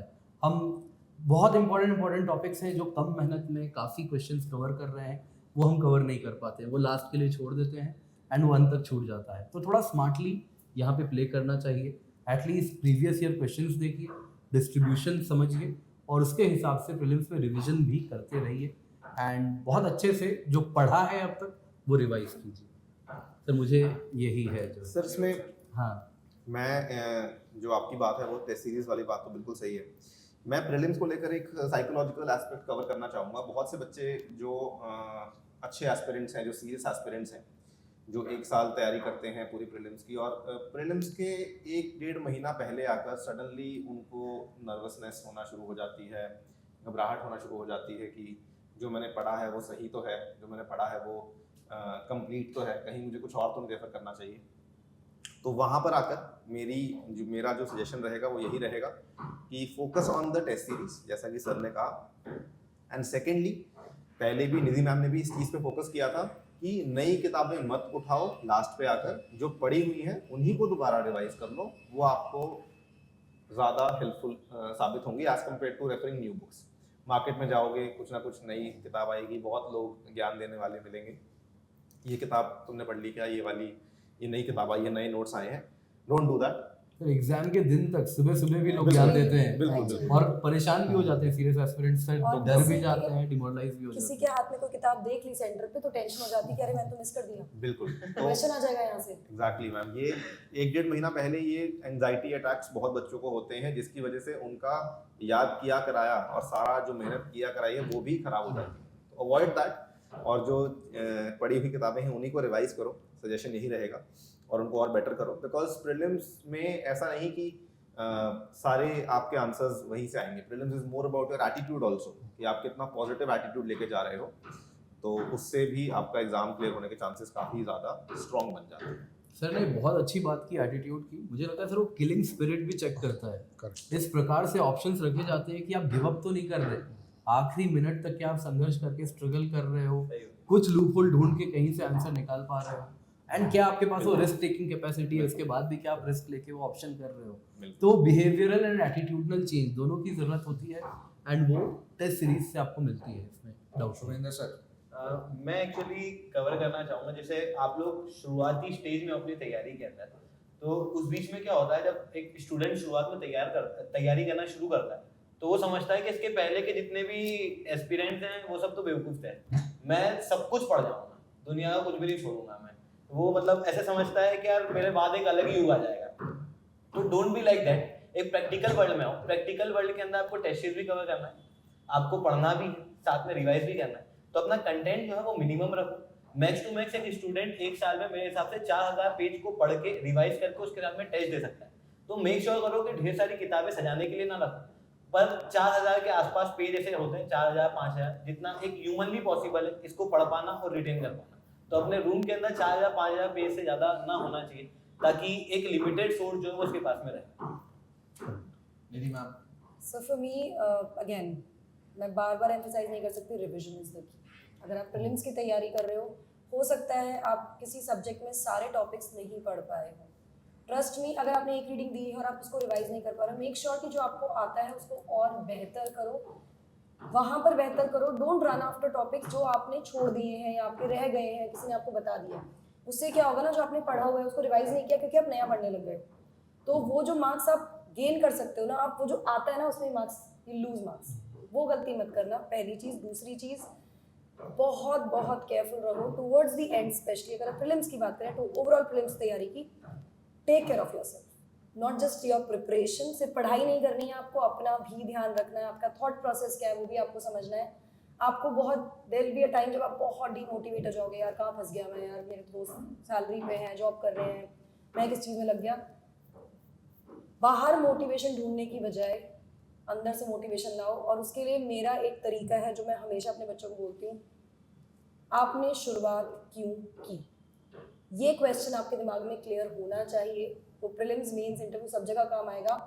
It can be your parents, it can B anybody जिसने गोल को ना अटैच कर लो किसी एक चीज़ से, जस्ट अटैच विद समथिंग, और वो आपके टेबल पे हमेशा होना चाहिए कि जब भी आप डीमोटिवेट हो जाना उसको देख लो कि यार this is the reason I am doing it. I think आप कभी भी आपको बाहर मोटिवेशन ढूंढना ही नहीं पड़ेगा। तो मेरे ख्याल से 3 बातें आपको ध्यान में रखनी है प्रीलिम्स के लिए। पहली चीज़, एमसीक्यू के लिए जब आप वो गोले भरते हैं तो एक फिजिकल पेपर पर आपको वो घर पे प्रैक्टिस करना है। If you are having an online test series, जैसे हमारी भी टेस्ट सीरीज ऑनलाइन ही रहती है मोस्टली, तो हम फिजिकल जब टेस्ट करवाते हैं, जो ऑल इंडिया टेस्ट हमारे अनअकैडमी के होते हैं, उनमें भी जाओ, प्रैक्टिस करो, या फिर घर पे भी अगर आप कर रहे हो तो एक OMR शीट को आप ले आइए, जेरोक्स करा के आराम से मिल जाएगी आपको मार्केट में, उसमें प्रैक्टिस करो, क्योंकि वो फिजिकली भरने में टाइम लगता है। वो 5 मिनट या 10 मिनट का समय है, उसको फैक्टर इन करके चलना GS1 के पेपर में कि मुझे 1 घंटे 45 मिनट में पेपर खत्म करना है, 10 मिनट में गोले भरने हैं, ओके, MCQ के ABCD। दूसरी चीज़, इसको ही सेक्शनल करोगे तो बेटर रहेगा। Try to fill 20 questions at a time. आपने 20-25 सवाल कर लिए, एक सेक्शन हो गया तो 1/4 1/4 1/4 ऐसे बांट लो। किसी को 10-10 करना बेटर लगता है, वो कर लीजिए। कारण जब आप 100 के 100 एक साथ भरने बैठेंगे तो एक रिस्क रहता है, कहीं एक में भी सीक्वेंस में गड़बड़ हो गई तो कई सारे क्वेश्चंस आपके गलत हो जाएंगे। ऑल्सो लास्ट में अगर 1 मिनट 2 मिनट बचा है, may be you miss out on filling some of the MCQs, तो आपके बिना बात के 4-5 नंबर 6 नंबर चले गए, वो मत करना। एक और बात है कि हिंदू से रिलेटेड, तो हिंदू न्यूज़पेपर को जब आप प्रीलिम्स के पहले पढ़ते हैं तो उसका टाइम कम कर दो। जब 1 महीना बचे प्रीलिम्स के पहले तो हिंदू न्यूज़पेपर को आपको केवल आधा घंटा देना है। पहले आप उसे 1.5 घंटा 2 घंटा दे सकते हैं। When you start your preparation, बिल्कुल शुरुआत में 2 घंटा दोगे चल जाएगा, 1.5 घंटा दोगे, धीरे धीरे 1 घंटे पे ले आओ। आफ्टर 6 मंथ्स 1 घंटे पे आपको हिंदू लाना है, और एग्जाम प्रीलिम्स के 1 महीने पहले केवल आधा घंटा, क्योंकि पेपर आपका बन चुका है। हिंदू से डायरेक्टली चीज़ें नहीं आती है, इसका मतलब ये नहीं कि पढ़ना छोड़ देना है आपको लास्ट महीने में, क्योंकि मेंस में डायरेक्टली वहीं से पूछा जाएगा। आपने मई महीने में हिंदू नहीं पढ़ा, सितंबर में आपका प्रीलिम्स था, उसमें सितंबर में सवाल आ गया तो वो चला जाएगा। ऐसा भी ना हो, just read but keep the time duration short. Mains के पहले भी सेम है, 1 महीना पहले, मेंस के 1 महीना पहले अखबार पढ़ने का ड्यूरेशन आप छोड़ सकते हो। इनफैक्ट अगर चाहो मेंस के पहले छोड़ सकते हो, या फिर 20 मिनट भी पढ़ लोगे तो चलेगा। तो ये 2-3 बातें हैं जो मेरे ख्याल से प्रीलिम्स के पहले आपको ध्यान में रखनी है। बाकी जो निधि मैम ने कहा कि take care of your physical mental health, that is very important. और एग्जाम के पहले अपना सर्कैडियन रिदम ठीक कर लो। जो लेट रात को सोते हैं, सुबह सुबह जल्दी नहीं उठ के एग्जाम देते हैं, तो किंजल सर ने भी वो पॉइंट रेस किया था कि आपको अपनी रिदम लानी है यूपीएससी के रिदम पर। तो ये काम के लिए भी आपको 15-20 दिन पहले वर्क करना रहेगा। और जहाँ तक एक नए एस्पिरेंट का सवाल है, तो आप अगर इस तैयारी के फील्ड में उतरे हैं, तो मैदान में उतर गए हो तो अब घबराओ मत। अब जब उतर गए हो तो ये सोच के उतरो कि मुझे 2 अटेम्प्ट तो मिनिमम देने ही हैं। मेरा सुझाव सभी एस्पिरेंट को रहता है कि एक बार आप 2 अटेम्प्ट दीजिए अगर आप बिल्कुल फ्रेशर हैं, और उसके बाद आप अपना प्लान बी सोचिए। 2 साल तक आपको प्लान बी के बारे में नहीं सोचना है। ये एग्जाम की साइकिल ऐसी है कि इसमें आपके 2 साल बहुत जल्दी चले जाएंगे। 1 साल तैयारी का, 1 साल एग्जाम देने का प्रोसेस है। तो you have to give those 2 years completely to the examination. जब उतर रहे हो उसके पहले सोच कर आना कि मेरे ये अगले 2 साल ना तो मैं कुछ कमाने वाला हूँ अगर फुल टाइम प्रिपरेशन कर रहा हूँ या कर रही हूँ, तो I am not going to earn, I need a place to stay. रहना कहाँ है, खाना पीना कहाँ है, वो सब फैक्टर आउट, वो पहले फैक्टर्स को देख लो, फिर आप तैयारी में उतरिए और जी जान लगा दीजिए। अब जब वो 2 साल चल रहे हैं तब बिल्कुल मत देखना कि मेरे दोस्त कितना कमा रहे हैं, वो यहाँ घूम रहे हैं, वो यहाँ घूम रहे हैं। नहीं, आप जब घूमोगे ना लाल बत्ती लगा के, अब तो खैर मिलती नहीं है, वो सब आपको फोन करेंगे कि भाई हमें भी घुमा दे, है ना, प्लीज हमें भी कहीं पर, वहाँ पर हमें एक्सेस दिलवा दो, वहाँ पर हमारे लिए व्यवस्था करवा दो। वो फोन आएंगे, वो जीवन भर आते रहेंगे। तो वो जो इंपॉर्टेंस आपको लाइफ में आगे मिलेगी अपने ही दोस्तों से, दैट इज प्राइसलेस। ओके, तो इसके लिए काम करिए। The reward is very good. ऐसा नहीं कि सिर्फ ये वाले रिवॉर्ड्स हैं। यूपीएससी को क्रैक करके आप बहुत कुछ कर सकते हैं, समाज के लिए कर सकते हैं, सोसाइटी के लिए कर सकते हैं, अपने आप के लिए कर सकते हैं। And if you are not from a very well off background, if you are very from a poor background, आप गरीब परिवार से हैं, तो आपके लिए तो ये जनरेशनल चेंज होगा, ये आपकी पीढ़ियां सुधार देगा। ये ऐसा एग्जाम है, ये सच है। इसको लोग कई बार ओवरलुक कर देते हैं, लेकिन ये एब्सोल्युटली सच है। आपने स्टोरीज भी पढ़ी होंगी कि वो रिक्शे वाले का बेटा आईएएस बन गया, वो पेट्रोल पंप पे काम करने वाले का बेटा आईएएस बन गया। तो अब उनकी जनरेशन जो है वो सुधर गई है, उनका परिवार एक बहुत ऊपर लेवल पर आ जाता है, और वो कार्य आप अपने लिए कर सकते हैं, अपने परिवार के लिए कर सकते हैं। So you can be that person. और मेहनत करिए। प्रीलिम्स से अच्छे से पास करने के बाद मेंस के लिए भी हम आपको मेंटरशिप देने के लिए हैं। Contact any of us educators, आप हमसे संपर्क कर सकते हैं क्लासेस में या वैसे भी, जैसे भी आप चाहें, ईमेल वगैरह पर। You can contact us, talk to us. कोई दिक्कत है तो हमें बताओ, कोई समस्या आ रही है तो हमें बताइए, कमेंट्स में बताइए हमें, सबसे इंपॉर्टेंट, कि और क्या डिस्कशंस आप चाहते हैं। हमने काफ़ी डिस्कशन कर लिया है, लेकिन अभी भी बहुत सारी चीज़ें डिस्कस करनी रह गई हैं, जो एक हम सेकंड सेशन में आपके लिए लेकर आएंगे। यहाँ पे एक छोटी सी और हाँ, चीज़, जो please, आपने अभी सोशल सर्विस की बात की, सोसाइटी के लिए चेंजेस लाने की बात की एज एन एस्पिरेंट, या आप जब डेवलपमेंट बन जाते हो तो यहाँ पे एक बहुत इंपॉर्टेंट चीज़ है जो ओवरलुक कर देते हैं हम लोग, या कई बार हम लोग समझ नहीं पाते हैं, एथिकली नहीं समझ पाते हैं, मॉरली नहीं समझ पाते हैं। Prioritize what you want to do. आपको क्या करना है, इसके लिए अगेन मतलब पता नहीं, मुझे लगता है मुझे पसंद है ऐसा करना। Selfish, selfless, this a journey. अगर आपको सेल्फलेस बनना है, सोसाइटी के लिए कुछ करना है, आपके पास सेल्फ होना चाहिए। उस सेल्फ के लिए you have to be selfish. वो वहाँ से रास्ता जा रहा है। कई बार हमको लगता है कि नहीं, बहुत सारी चीज़ें हमारे आसपास जिनको हमें ध्यान देना है। ट्रस्ट मी, अगर आप इस जर्नी में आ गए हैं, वो डिवोशन की बात करने की, सेल्फिश डज नॉट, इसको ना नेगेटिव मत समझना। जब मैं यूपीएससी की बात कर रही हूँ, this is your stepping stone. You have to become selfish so that आपका एक सेल्फ क्रिएट हो, फिर आप सेल्फलेस हो सकते हो लाइफ में। तो ये कुछ छोटी छोटी चीज़ें जो शायद हमारे एक्सपीरियंस से या हमने जो देखा है वहाँ से आती हैं, और इसीलिए हम लोग साथ में हैं कि we can share it with you, I think. तो आज ये डिस्कशन हमने किया ताकि एक बहुत ही अच्छे वातावरण में आप लोगों से एक ऐसा संवाद किया जा सके जो यूजुअली हम लेक्चर्स के माध्यम में नहीं कर सकते हैं। हम वैसे करते रहते हैं, थोड़ा थोड़ा पॉइंट बाय पॉइंट कहीं ना कहीं आपको ये सारी जानकारियाँ मिल जाती है, लेकिन एक साथ एक मंच पर मिले, इसीलिए हम सब एक शहर में आज इकट्ठा होकर एक जगह ये आपके लिए रिकॉर्ड कर रहे हैं। तो आपको ये सेशन कैसा लगा ज़रूर बताइए कमेंट में। पाथफाइंडर को सब्सक्राइब करना ना भूलना और अपने दोस्तों के साथ इसे शेयर करो जिनको इस वीडियो की ज़रूरत है, जो अभी स्टार्ट कर रहा है उसके साथ ये वीडियो ज़रूर शेयर कीजिए। तो इसी के साथ आप सभी से हम आज्ञा लेंगे। Thank you so much for watching this. धन्यवाद।